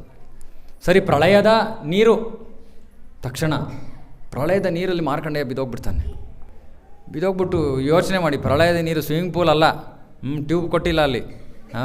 ಪ್ರಳಯದ ನೀರಲ್ಲಿ ಬಿದ್ದು ಎಲ್ಲ ಈ ಕಡೆ ಆ ಕಡೆ ತಿಮ್ಮಿಂಗ್ಲ ಅದು ಇದು ಎಲ್ಲ ಥರ ಬರ್ತಾಯಿವೆ. ಎಲ್ಲ ಅವನು ಸುಸ್ತಾಗೋಗಿರ್ತಾನೆ. ಅವನು ಯೋಗ ಶಕ್ತಿ ಎಲ್ಲವೂ ಕೂಡ ಪುಸ್ಸಾಗೋಗಿತ್ತು. ಸರಿ, ಅಷ್ಟೊತ್ತಿಗೆ ಅವನು ಆ ನದಿಯಲ್ಲಿ ತೇಲಾಡಿಕೊಂಡು ಅವನು ಎಲ್ಲಿಗೆ ಬರ್ತಾನೆ? ಜಗನ್ನಾಥಪುರಿಯ ಹತ್ತಿರ ಬರ್ತಾನೆ. ಸಂಪೂರ್ಣ ಪ್ರಳಯ, ಎಲ್ಲೂ ಏನು ಬೇರೆ ಜಾಗ ಇಲ್ಲ, ಎಲ್ಲ ಜಲಸಮಾಧಿ, ಎಲ್ಲ ನೀರಿನೊಳಗೆ ಮುಳುಗೋಗ್ಬಿಟ್ಟಿದೆ.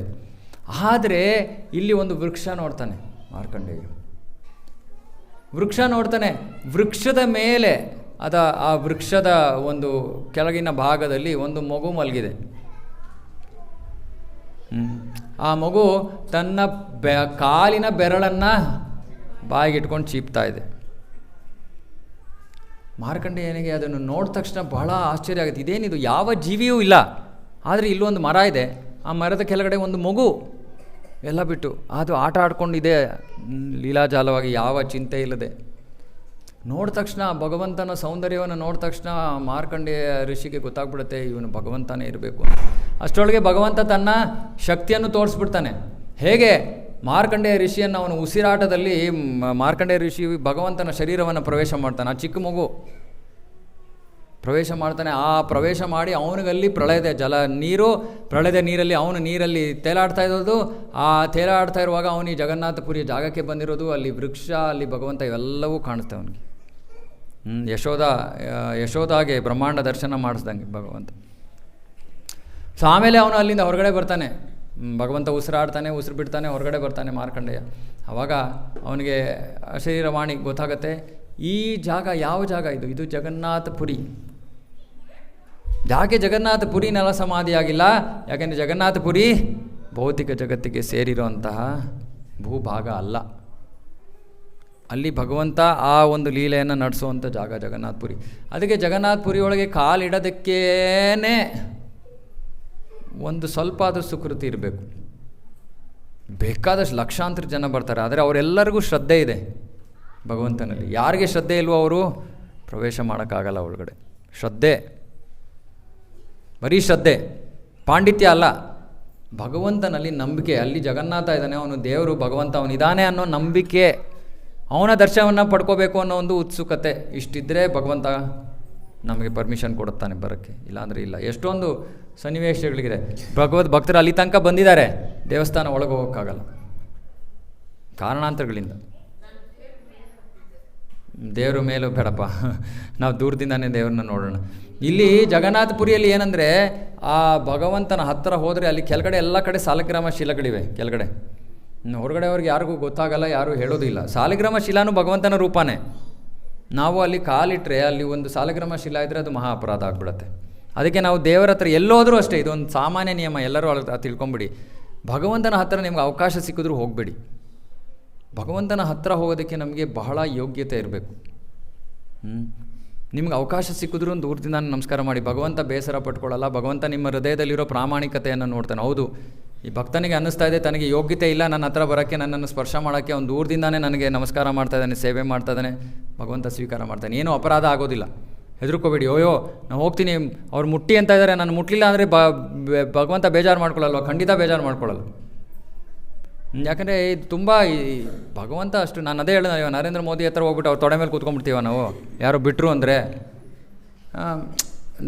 ಭಗವಂತನ ದರ್ಶನ, ಅವನು ನಮ್ಮನ್ನು ನೋಡಿದ್ರೆ ಸಾಕು. ನಾನು ಹೇಳ್ತಾ ಇದ್ದೀನಲ್ಲ, ನಾವು ಎಲ್ಲೇ ಇದ್ದರೂ ಆ ಪ್ರಾಮಾಣಿಕತೆಯಿಂದ ನಾವು ಒಳಗೋಗಿದ್ರು, ಲಕ್ಷಾಂತರ ಜನ ಇದ್ದರೂ ಕೂಡ ಭಗವಂತ ನೋಡ್ತಾನೆ ನಮ್ಮನ್ನು. ಅದಕ್ಕೆ ಅವನಿಗೆ ದೊಡ್ಡ ದೊಡ್ಡ ಕಣ್ಣುಗಳು.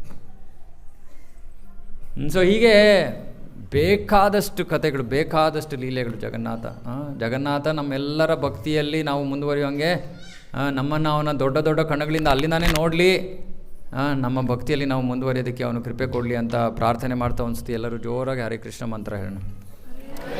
ಕೃಷ್ಣ ಕೇಳಿಸ್ತಾನೆ ಇಲ್ಲ. ಹರೇ ರಾಮ ಹರೇ ರಾಮ. ಮನಸ್ಸಲ್ಲಿ ಹೇಳ್ಕೊಟ್ರು ಭಗವಂತನಿಗೆ ಕೇಳಿಸುತ್ತಂತೆ.